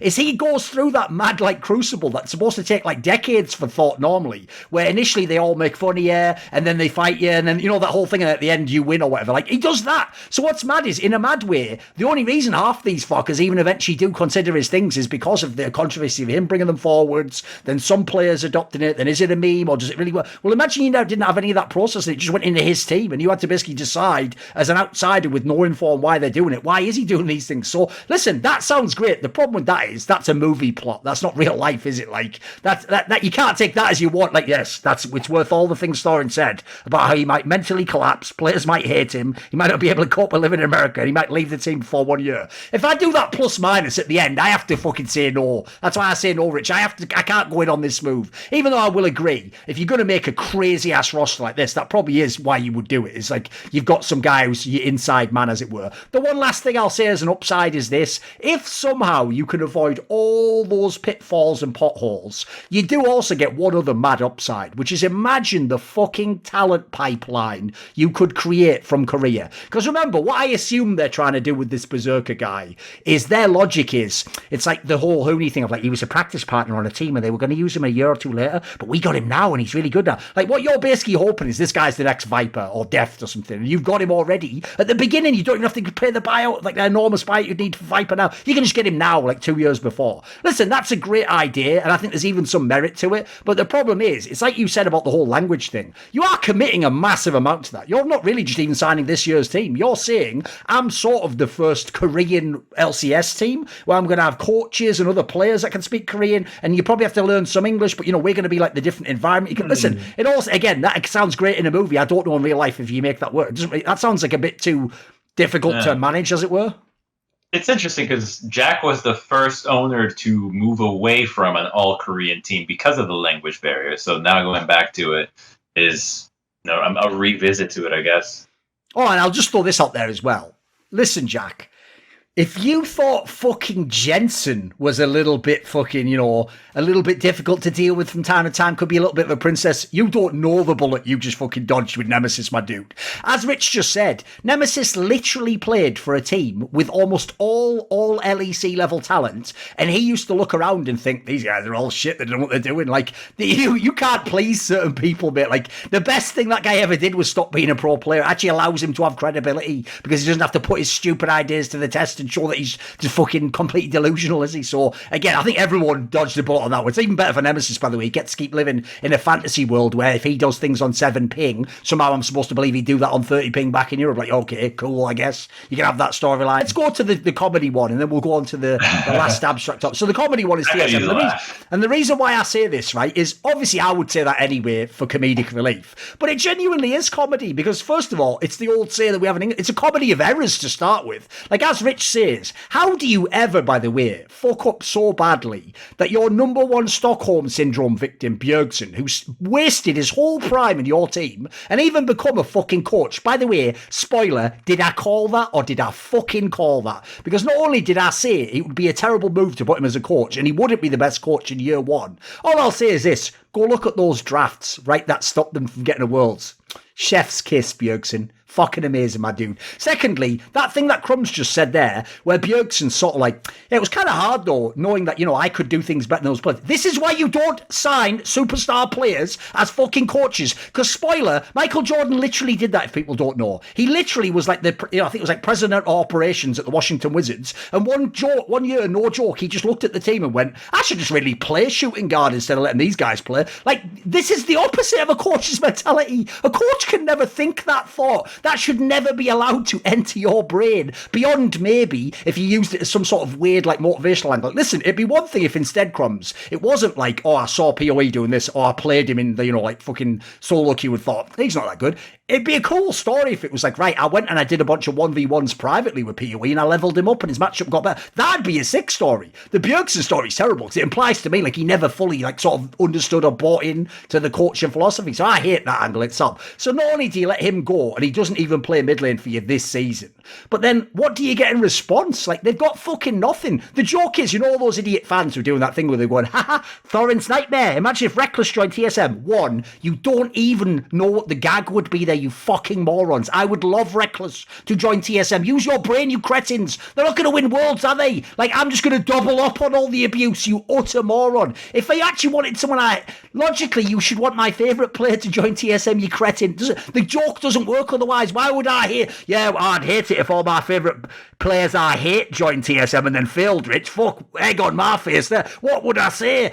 I'd have unlimited material, you morons. But anyway, put that to one side. They didn't even get a Reckless. Dude, they got nobody. Like, if people don't know, at the moment, right, they keep Hooney and Spicker. By the way, totally fine for their roles relative to the status. Remember, Hooney's an NA resident. Spicker was the MVP. Those are fine. But then the rumour is they get Fate. Yeah, that Fate, the fucking nobody from Korea. And they get Tactical. That's right, Tactical is coming from fucking Team Liquid, who I think he should have been booted off. Somehow he finds a home on TSM. By the way, that's going to be another year, Reginald, you're going to regret not just saying sorry to Double Lift and asking him to come back very nicely, because it ain't going to work well. And then, obviously, the logic is you don't even get to keep Sword Art, because he basically took the motherfucking bag that he never should have had and just fucked off like the Grinch who stole Christmas and just took all of those FTX dollars everyone was bragging about. And then that leaves you with the one move I think is actually a pretty sick move, which is bizarrely MickeyX just had nowhere that wanted to buy him, and you've got MickeyX, okay, pretty cool. And then obviously the other angle, if people don't know, because a lot of people didn't focus on this, is as your coach, one of the weirdest moves I've ever seen, you've brought Choi, who used to be years and years at the beginning of League of Legends, a pretty good like singer, I believe he's from Singapore or Taiwan, one of the two, as a guy who used to be a pretty good mid laner. If people know, he even played in, like, I think season 6 or something, like for some decent, I think he was maybe on HQ or something, I can't remember which squad he played for, Hong Kong Attitude, one of the two. Basically, you've made all these mad moves. You've done like a Cloud9, but I don't even know why you've done the moves, basically. So give me some thoughts on this lineup, Crumbz, because this one I think is like one of the maddest off-season assemblings I've ever seen. I think TL just dicked down TSM this season. That's really what happened. You got Tactical instead of Jensen, and you were both bidding for the coach Yota, and you still lost that one too. And you've yet to apologize to Doublelift, and you're not getting that back. So I think TSM really messed up this one and just ended up with a lot of second options that didn't seem like they were really the one that made the most sense. MickeyX, yeah, that's fine. But what is your mid lane? Like, you really need a mid lane to round out this team, because if you get somebody with a playstyle, again, like PoE, that doesn't have the flexibility that you're used to from Bjergsen, you're just going to finish in the same spot you did last year. So I don't think that this team necessarily is going to go any higher if the mid laner isn't at least better than PoE. Who is better than PoE that is available right now? You have to go with Jensen. The only answer for TSM's roster to me is you need to take Jensen, or else this team is just not going anywhere. Like, if people don't know, like, the guy, Fate, who comes from the Sandbox team, like, he was, like, a good player in Korea, etc. But, again, this is the reason it's mad. If people don't... Fate is the mid. Is that confirmed? Fate mid? No, it's not. None of these are confirmed. Unless you've seen the fucking official welcome Fate, like, none of it's confirmed. It's the way Crumbz has become the Redditor watching the episode, like, live. Like, is this confirmed? Listen, are you confirming LS? Like, I can't... Listen, maybe Rich could. I can't confirm shit, dude. I'm just a guy like you fucking surfing Reddit going, really? Holy shit. Like, again, in this scenario, I don't have any inside info. No, but all I would say is this. The reason that move is especially laughable, because again, by the way, what he's basically doing is what Cloud9 did with their careers. You're just gambling this guy's really good. I mean, at least he did play in LCK, to be fair, and you just hoping he does awesome in LCS. The one angle I can't handle is this. If people don't know, Loco Doco told me this many times because he had the into the TSM org. TSM supposedly proudly used to say internally that they would never have Koreans or Chinese players because they were like, why the fuck would we want them? You know, it's like a joke, like they don't speak English, blah, blah, blah. Like, well, the joke is, if you were going to hold out and not get Koreans, aside from obviously when they briefly had fucking not sorted out, what's the other guy's name? What was the support player's name joined when TSM was Firefrost. Okay. No, fuck, who was it back in the day with Wild Turtle? Shit, I'm forgetting now. It was the guy who played in Azubu Blaze, if people remember. Fuck, I can't remember the name now. I got something for TSM though, actually. I just remembered why Chaobi makes sense. I actually think they're going to go with Takeover. Takeover is the mid laner from their academy team. This guy is good.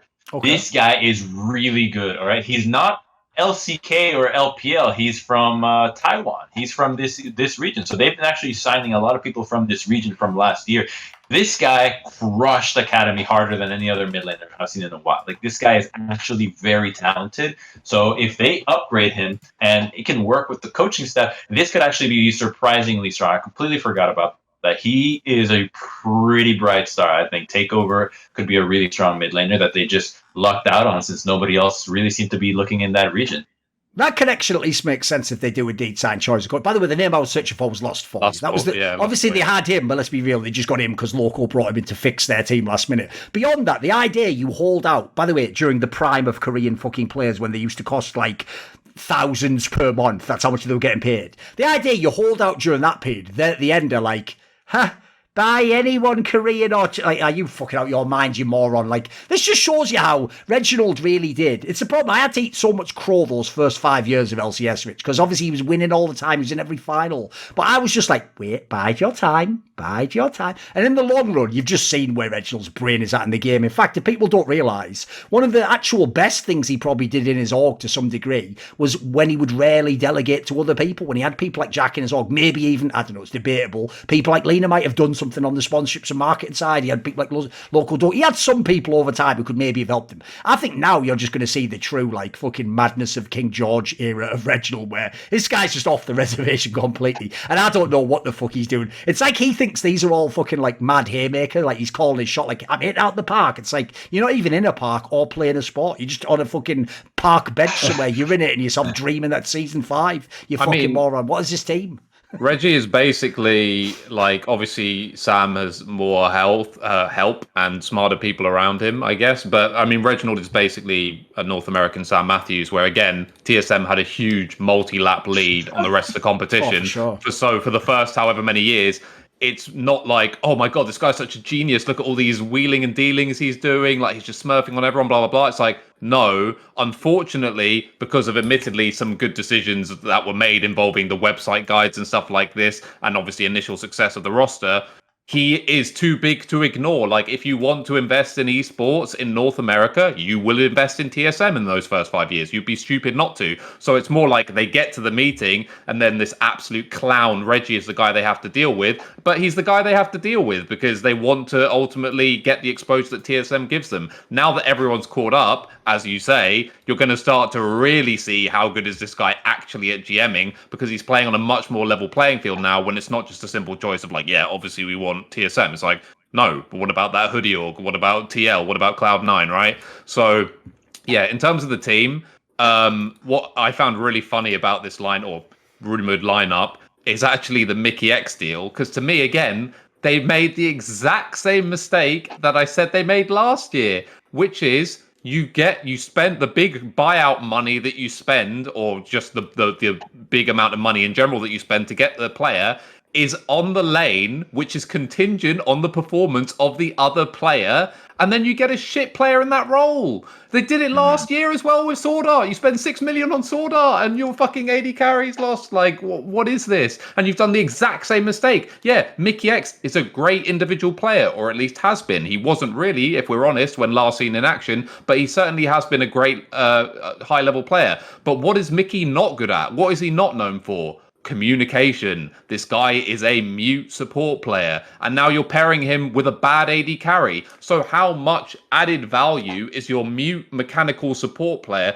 going to give the rest of the team outside of laning? Okay, well, he's a great laner. Brilliant. His AD carry's tactical. Like, this is just not where you wanted to spend the money on this team. You could spend it on, I don't know, getting Jensen for mid lane. That would seem like a better use of cash, right? So to me, the idea that they've basically made the exact same mistake 2 seasons running is just absurd. And as for the rest of the team, there's just nothing that I'm excited about. I mean, as you said, Hooney's fine in the context of North America. Speaker, yep, sure. That's good. Yeah. The other pieces that have tactical miss me with that. Fate, again, I'm not an expert on this guy or his career, but it just seems like a strange one, again, when theoretically Jensen's on the table, right? I mean, what we maybe haven't really mentioned yet is maybe he's just been absolutely had by Steve, also on the aspect of, we're just going to refuse to sell to you. You guys look like you have such a fucking shit situation. Yes. We're just going to drill the knife deeper into you. And now your team is just irredeemably bad. Like, it's not even savable. And maybe, and people can say, oh yeah, but then they're sitting on his contract, blah, blah, blah. First of all, we don't know what's going to happen with Jensen. Maybe he gets sold, maybe he doesn't. But even if they sit on his contract, they might look at it as, sure, we're taking a financial hit, but we're murdering one of our closest oppositions in terms of, performance-wise and brand-wise in terms of, what's going to come out of this or likely come out of this. So, yeah, that could be the situation, but this is a thoroughly underwhelming roster, I would guess. I mean, they could still finish top 4. I mean, I'm not impressed with that many rosters in the league, to be honest. It's like TL and 100 Thieves seem to be like the de facto top 2, like unless something crazy happens, someone breaks a wrist or whatever. Like, I really don't see anyone, getting in on that. EG seems, as Crumbz said, that seems very dependent on aspects which seem rather coin flippish. Exactly the same for Cloud9, but they have even more aspects which I think are probably theoretically coin flippish. And then the other teams are just straight up garbage, like hot garbage, absolutely terrible. So they could still finish 4th or something, like hypothetically, but it's not a good team, and I guess they miss Worlds. I like that angle of attacking TSM while they're down as a major organization, because last year was a failure. You just took a major piece out of them. The PR is bad. They're really struggling.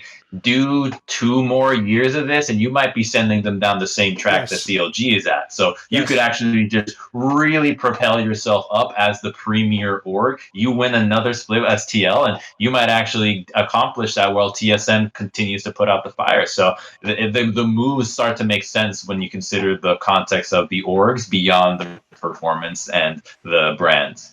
That's why Bjergsen's fucked him completely, because that was the one reason left to play in TSM is I want to play with Bjergsen, or you think he'll win if you play with him. If you don't have that player, like, think about, as you say, think a year from now if they lose all these players and they start from scratch with their roster.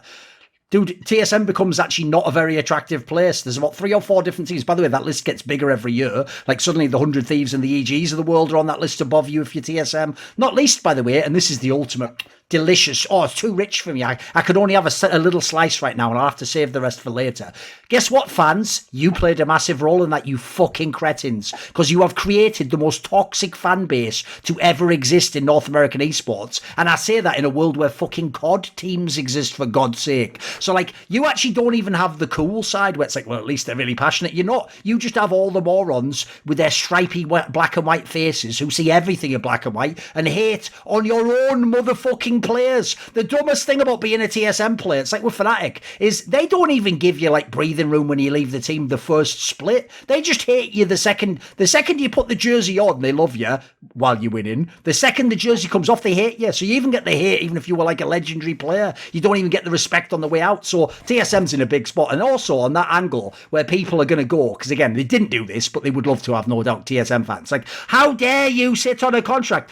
Why the fuck? Who obliges me to give you my player? I'm not required to. Because here's the thing people aren't factored in there. I don't just get him for free and put him in a fucking dungeon like the Princess Bride or something, you moron. I have to pay his salary. If you're willing to pay, by the way, the salaries, because let's be real, people like Jensen and Reckless aren't idiots. Their agents are not doing them those deals that like fucking Crumbz would have been on 6 years ago, where if you get benched, you get like half your salary or less. They're on the deal where you get your it's pay or play. You get your fucking salary no matter what if you're Jensen or Reckless. So if you are an org, by the way, who's willing to tank that, what you're basically saying is that org is willing to pay a sixth player enormous star player money for a whole year to not play League of Legends. Look, I appreciate for the player it sucks that he doesn't get to play, but that org, by the way, in that scenario, it's their fucking money. They're absolutely at their own discretion to waste that money like that if they want. Or, as you imply here, maybe there's a good reason. Like in this scenario, it's like, look, all I have to do is tank 1 year worth of salary or a couple of splits,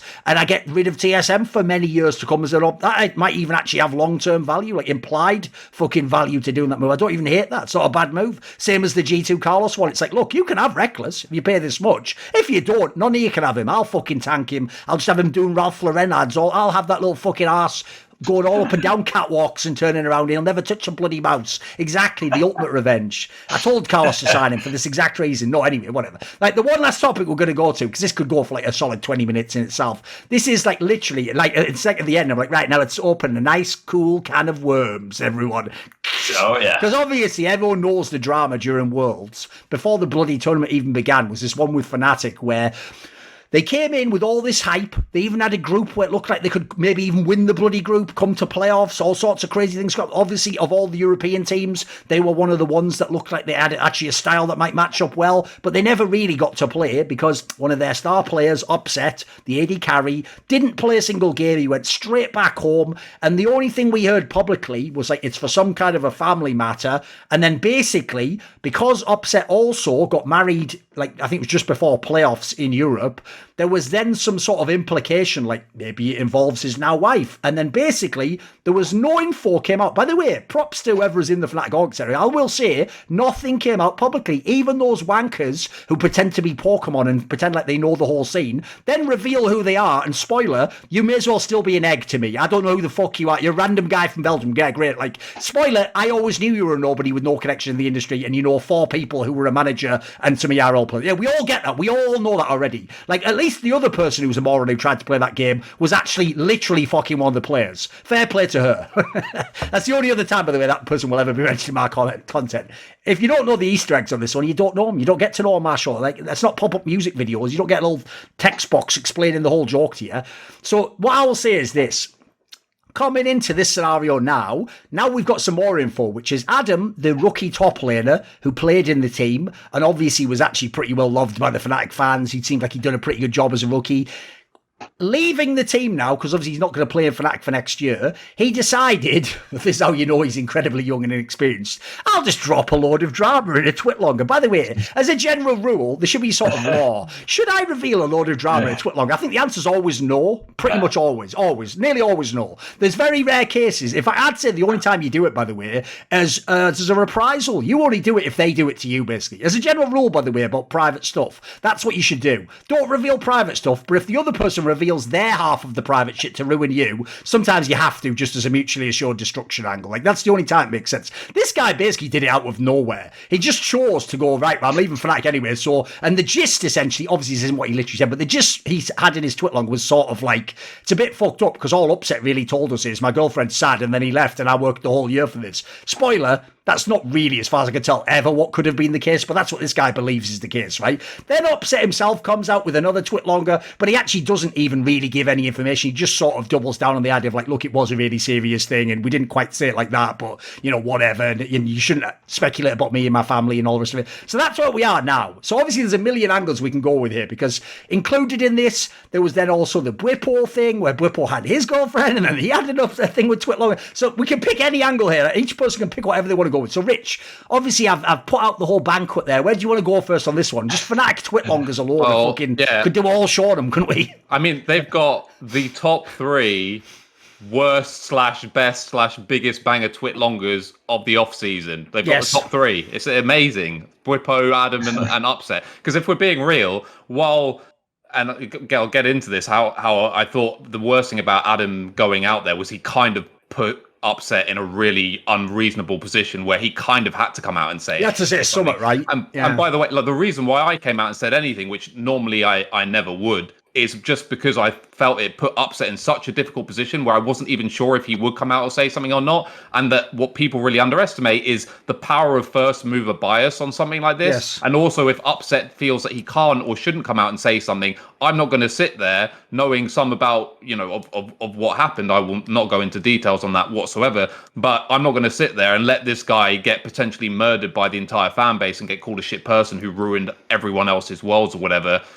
Because the other guy is basically handcuffed that he can't say anything. As it turned out, Upset did come out and gave a fucking terrible attempted explanation for his situation. But at least you could tell from reading it, it was heartfelt, and it was certainly a more serious situation than had been alluded to by Adam. Now, I think the first thing that's important to break down is, again, I will not give you even a smidgen of information about what it was actually involving or the level of severity or whatever, to such an extent that I don't trust myself to give a perfect account. So just as kind of like a base recap, I've actually written just a very short couple of sentences, which I think sum it up well, which is, Upset was made aware of a serious private matter at home. He informed Fnatic of said private matter. Fnatic acknowledged the situation and sent Upset home. Fnatic management communicated that Upset had left Worlds to attend a serious private matter, while respecting Upset's privacy and not divulging any specific details of the matter to the players. That is my understanding from, and no, you do not have any rights to know who my sources are or whatever. What you choose to believe from me or anyone else is up to you, and fuck you if you ask me for my sources. That to me is what I understand the situation to be. And just, you know, if it gives any kind of, you know, level of comfort to fans, because obviously, again, the problem I had with what Adam did was he created that level of doubt in giving basically a conjectured reason for why he think it might have happened, which even if he caveats by him saying, well, I'm not even really sure if that's true or not, you've still done the damage, because unless Upset comes out and clears that up, then you're still going to have that element of doubt. And even from the angle of, oh, Fnatic, they did the respectful thing of X, that goes out the window if you actually believe what Adam said. So all I will say on this is that I believe that he was justified in going home. That's all I will say. So, yeah, I think that obviously, you know, I'm all for this drama. You know, you say as a player, you should never put this stuff out. I fucking love it. I lap it up. Obviously, if I'm a player's agent, I'm not happy with them doing this. But, you know, this shit's great to me. But, of course, you know, it's dealing with sensitive matters. So, yeah, that's my main take on it. Basically, there was a serious issue. Fnatic communicated that to the players without giving any details. Upset then went on this weird thing where he said he told some people and not others, which I think he should have just come out and said, look, it's a private matter, I don't want to talk about it, and it was very serious. That's all he needed to say. Yes. But yeah, so now Adam's upset about that, but yeah, the way he went about it was not cool. We'll do it in that order, by the way. Yeah, we'll do the Adam/Upset one first, then we'll do the Bwip one after. What do you think, Crumbz, as an outsider? I'm not that close to the LEC and whatnot, but I feel like a lot of this is simply just putting Upset's values in question, and it's saying, oh, well, you have something that is more important to you than Worlds and you're right here that you've been working for thus far. And maybe he does have something like that. So I do think that in Upset's head, he did what was most important to him. And so it must have been a very serious thing because the man clearly cares about League of Legends. So I don't doubt that the severity of the situation to pull something like that off. I mean, it's just a really unfortunate timing, but I think that a lot of outsiders looking into it, I think, oh, well, nothing should have taken precedent over going to Worlds and over doing your or playing with your team and these kinds of things. But absolutely, there are things that take precedent over that. This is an event that lasts, a month? There's life to go on afterwards. So I do think that if Upset thinks he was justified, he probably was justified. But that's not something that for millions of people to look into and speculate about. It's obviously pretty comical how a 19-year-old rookie is now bringing this up out of nowhere, and it's now just turning into a dumpster fire that everyone's warming themselves up about during this off season. But I think that Upset, if he felt that he was right, then he was right, and it's just an unfortunate circumstance that happens. It's not going to be the last time that something like this happens, right? Like, a lot of these guys are kids or growing up. Like, things are going to come up at unfortunate times. So it's how it was handled that I think is really what was damaging. My problem with this topic is it depends what perspective I'm talking from. So the one I addressed on Twitter is if I am Adam, like I'm just some 19-year-old French kid who's played one split ever of LEC. It went pretty well. Somehow I was in the final. I was just actually smurfing on a bunch of people who were supposed to be way better than me. I went to Worlds. Wow, is this what it's like to be in LEC? Straight to Worlds. What the fuck? We're not playing. And he's just his girlfriend, sad. Listen, in that world, if that's the restrictive box I'm putting my consciousness into, like, yeah, I get it. I would be like, what the fuck? He's not even going to tell us the reason why. But guess what? That's because that's a 19-year-old know-nothing fucking kid who has no experience even of being an esports pro. And unfortunately, he has a lot to learn about, crucially, what he doesn't yet know. He has to know what he doesn't know, if that makes sense. And unfortunately, it's the folly of youth, isn't it? You don't. If it's the other way around, you think, I'm a man, I've got all the information for me. You don't. So the problem is, in his scenario, I do get it. It's just I personally think even his retelling doesn't sound plausible. Like, realistically, they didn't just sit you down and just go in a flippant way.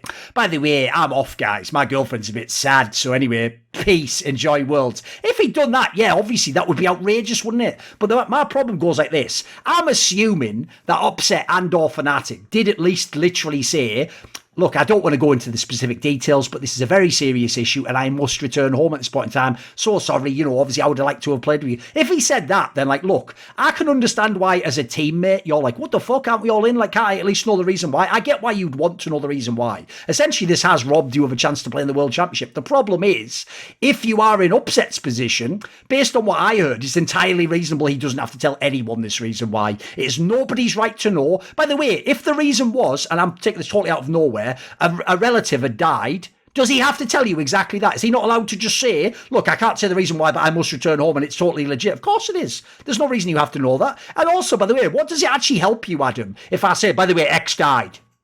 Like, you're still in the exact same scenario, by the way, dude. No Worlds, no nothing. But here's the thing. You just now get the info. So the problem with this scenario is, I'll just say this.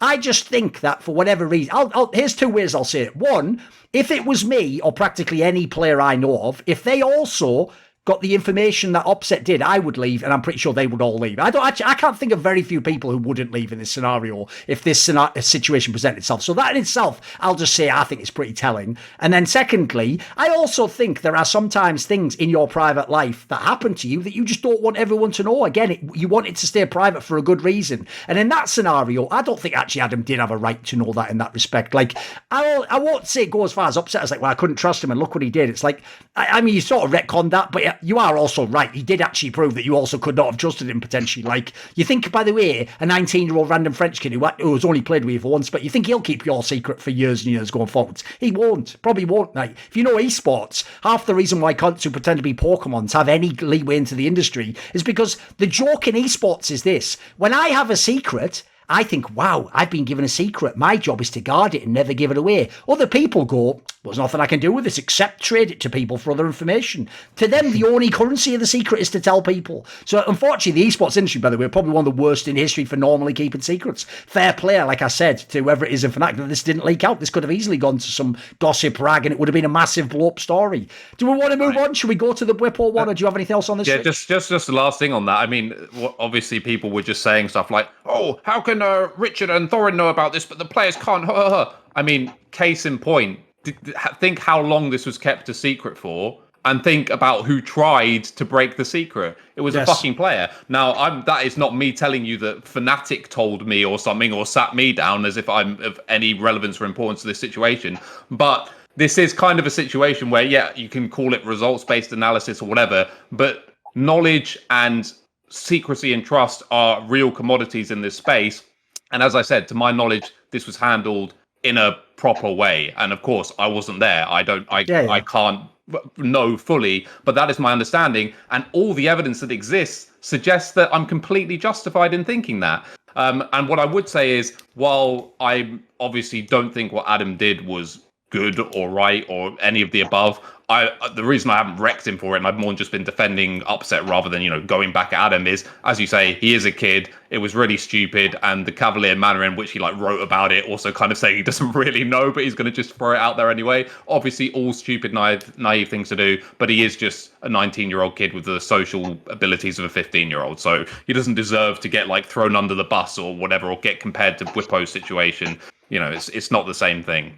Yes. We will now just segue and talk about the Bwiplonger, because at least that one's funnier. I will also say as well, by the way, I don't care how many people attempt to take the approach they did with the Offset one, but this will never be a viable, ethical, human approach to any relationship. Going, well, unless you literally tell me all the gory details, I'm allowed to lie and speculate about. No, that'll never actually be a reasonable position to take with someone. That's essentially just some sort of fucked up, it's almost like a blackmail attempt at that point in time, except you haven't got any actual leverage over them. So if we go into the Bwiplonger one was more comedic. First of all, it's already spawned a billion fucking memes. The idea that his girlfriend's a secret coach. Because if people don't know, his Twitlonger, it probably deserves an entire episode, Summon an Insight, sort of, we just break it down line by line. It's one of those artifacts the Link Dunzo manifesto that should be in some sort of a hall of fame, a hall of shame in this case, where children go to learn about why this was such a mistake. Because in his Twitlonger, he takes some drama which wasn't even public,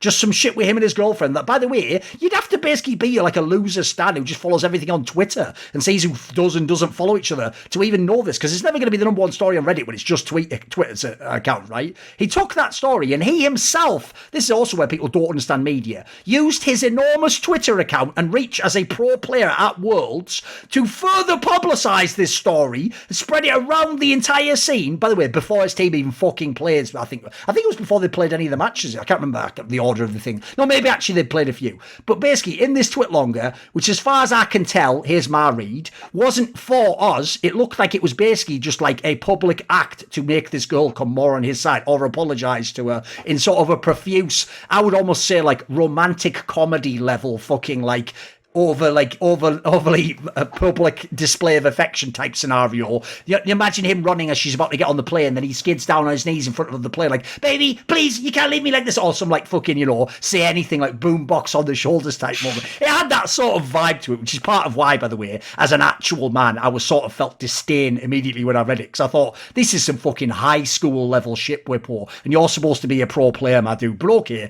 basically, he sort of cocked himself, and he basically apologises in this, but then the problem is, he says a few things that are just pure meme material. He basically implies that she's the reason why they had any chance in the actual games. As though, because she came in and supposedly, I heard something she just told them all, smile, guys, or something, something mental like that.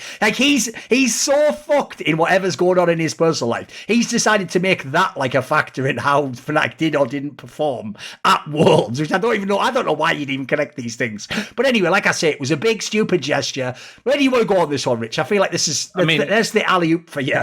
Yeah, I mean, it as you said, it kind of read like, and all the people who were defending it were saying things like, oh, he's just trying to stick up for his girlfriend, blah, blah, blah. It's like, yeah, that is true, but at the expense of literally everyone else in the Fnatic organization. When I say everyone else, I mean literally everyone else.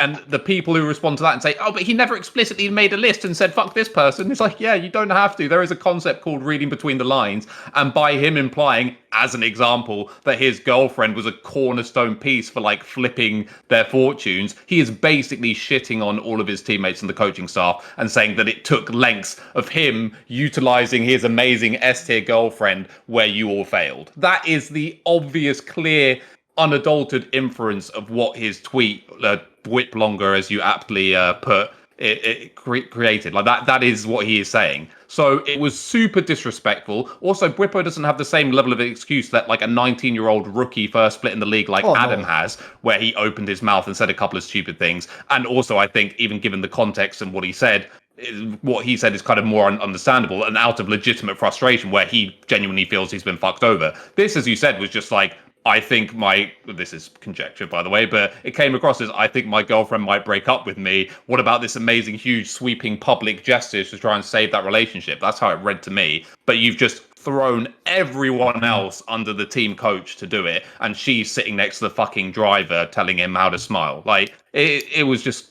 Yeah, it's abhorrent, it's embarrassing, and there's no accountability at all from like a community aspect whatsoever. And what you have to keep in mind as well is like the scene is still filled, especially in like the middle management sector, with like lots of ex-players who still, you know, theoretically they're older or whatever, but they're still not, you know, fully developed. And a lot of the time in esports organizations, players are allowed to get away with a lot of things which they never will be able to in traditional sports or obviously in other mainstream sectors, but they just do because often it's easier to just let them get away with it. And most of the time, when the foot actually comes down, it's on the back of public pressure, where they're like, okay, well, I actually have to do something because now the baying public is telling me that this guy needs, you know, some kind of punishment, right? But the problem was the amount of support that came out for him and defending it. You know, actually, to be fair, with the Bwippo one, I think I said at the time, I was actually surprised by the level of people who did see right through it. And yes. I guess that's indicative of how the scene is maturing. My issue was more with public figures who came out and were sort of defending it and saying, oh, chin up, buddy, better luck next year. People who have a platform, people who have prominence, like your opinions, it's not necessarily that they matter or that they're gospel, but you do, in my opinion, at least have a modicum of responsibility to yourself to not just tacitly endorse really bad fucking behavior. And I'm just kind of annoyed that it seems like he's basically completely gotten away with this. Whereas with Adam, if he quote unquote gets away with it, no one remembers or cares like in a year's time, I'm kind of fine with that because it's different context. All I know is that I hope TL's flying out that girl.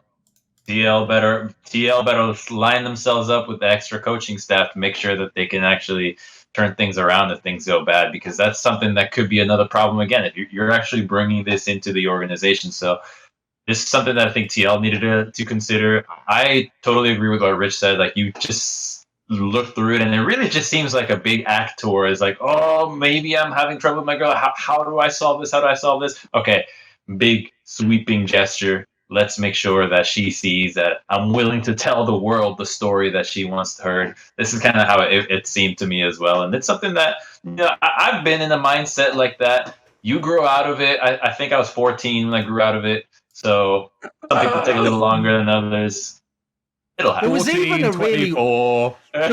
really weird element, which again did play into almost the high school aspect, where if you just look at how he sort of phrased it, because he puts a part about a guy who hurt her so badly or something, like, it almost did imply, like, the implication as far as I can tell as a rank outsider, is that he basically like cheated on this girl or did some sort of indiscretion on his part that was basically sort of like, as far as I could tell when I got to that part of it, that almost felt like, so that's why this whole thing's been written, basically. Like, this is all just about the fucking, it's all, you're trying to reverse the Thanos snap that you've just done to your life. and somehow just continue on like everything's just rosy. It's also kind of selfish from that aspect as well. It's like almost like the guy who, you know, they haven't really discussed marriage that much beforehand, and then he proposes in front of an NBA crowd. It's like you're basically completely setting her up to get totally griefed as well, right? And think of all the memes and stuff that have come from this. Like, she didn't ask for that. I highly doubt, based on how this was phrased, this was clearly all his own doing. Yes. And he sat there like typing like, oh my god, this is gonna win her back. And now it's like, oh well, the defenders are saying, you know, she was getting death threats or whatever, so that's why he did it. How many fucking death threats do you think she's getting now? Like, she's the coach of Fnatic, right? Like, this, it's ridiculous. So yeah, I think in all respects it was completely selfish, and even the people who try and defend it by saying he did it for her, no, he completely fucked her. He did it for himself to try and, as I said, this is conjecture, but as it seems to save the relationship or put him in better stead in the relationship for his own personal satisfaction. So just, I mean, but this is nothing new from this guy. Like, if you watch, some people can put on a pretense for, you know, a certain period of time, but if you appear on enough shows, if you talk publicly enough or whatever, there, you know, from that crackdown, the cracks were already starting to establish themselves. And this guy, I mean, he's a piece of shit in my opinion. It is what it is. I'll just say this, like, one thing I will very quickly address is, as far as I can tell, what you've just described is actually what literally just happened. If people don't know, because listen, nobody from CSGO will probably going to watch this anyway. In CSGO, that literally just happened, Rich. All I'll say is look into the story if you want to, but when Na'Vi won the CSGO major, their in-game leader, Bwiplonger, did exactly this, mate. He attempted, as far as I can tell, to repair a broken relationship where they were literally separated based on things I've read on the internet by proposing marriage in his interview on stage after winning the major. By the way, one reason I'll tell you not to do that if you're a person out there is not because that's not even the play. I just wouldn't connect your best moment of your life with potentially what could be one of the worst moments if you think it through. So I'll just say that one. I don't like to mix business and pleasure in that way. You know, I think some wise man had a quote about that once upon a time. And Did then, she say yes?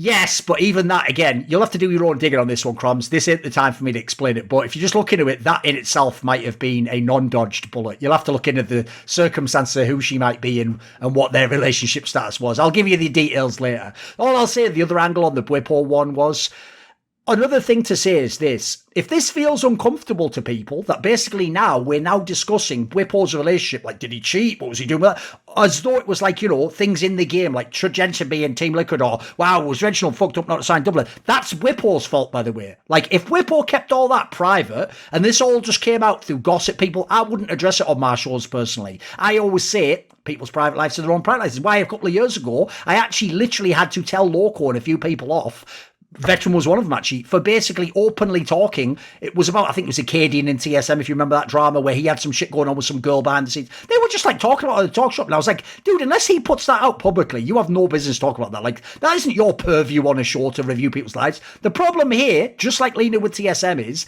they did this to themselves. They made all their relationship status public. In this case, he's even giving you like TMI, like a motherfucker, way too much info. So at that point in time, yes, now people, by the way, this is why the joke, like Richard said there, the idea this puts the topic to bed. No, you idiot. This makes this an undying topic that will haunt you until the end of your career. People, when you're even not even with this girl, will be memeing that she was the secret coach or that shit. That's going to last years now. Whereas this could, as far as I can tell, like I say, have been a very minor sort of thing that you'd have to be like a ridiculous Fnatic stan to even know anything went on. I didn't even know you had a girlfriend. I don't follow that side of the game, so you made me aware of all this shit, and I didn't know any of that stuff. And I am an insider. By the way, as well, quick aside, the idea that, like, well, how could they know it when a player doesn't? If you knew how much shit we know that players in the team don't know. Like, do you know how many times in CSGO and League I've talked to a player and they start telling me about how good the next split or year is going to be, and I'm like, dude, you're not even in the team anymore. But I can't tell them that, can I? Have to go, yeah, I hope it works out for you, mate. You know, like, maybe keep your options up. Like, it's fucking depressing. You guys don't know what this industry's like at all. You don't get it. So whatever. One last thing I just wanted to say quickly is obviously the top laner Yopper passed away. I don't know if it was yesterday at time of recording or if it was afterwards.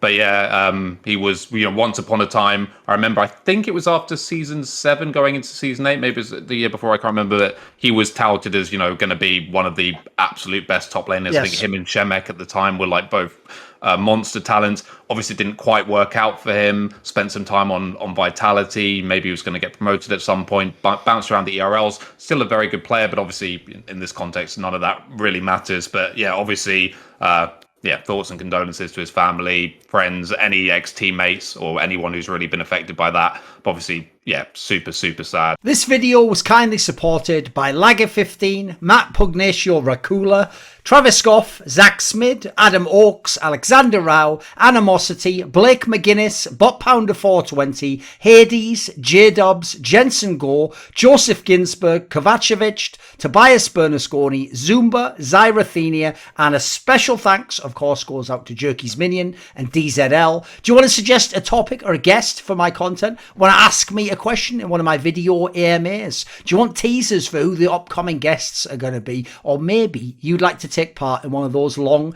donated discussions that I do? Well, put your money where your mouth is and join the Scalluminati today via the Patreon link in the description box below.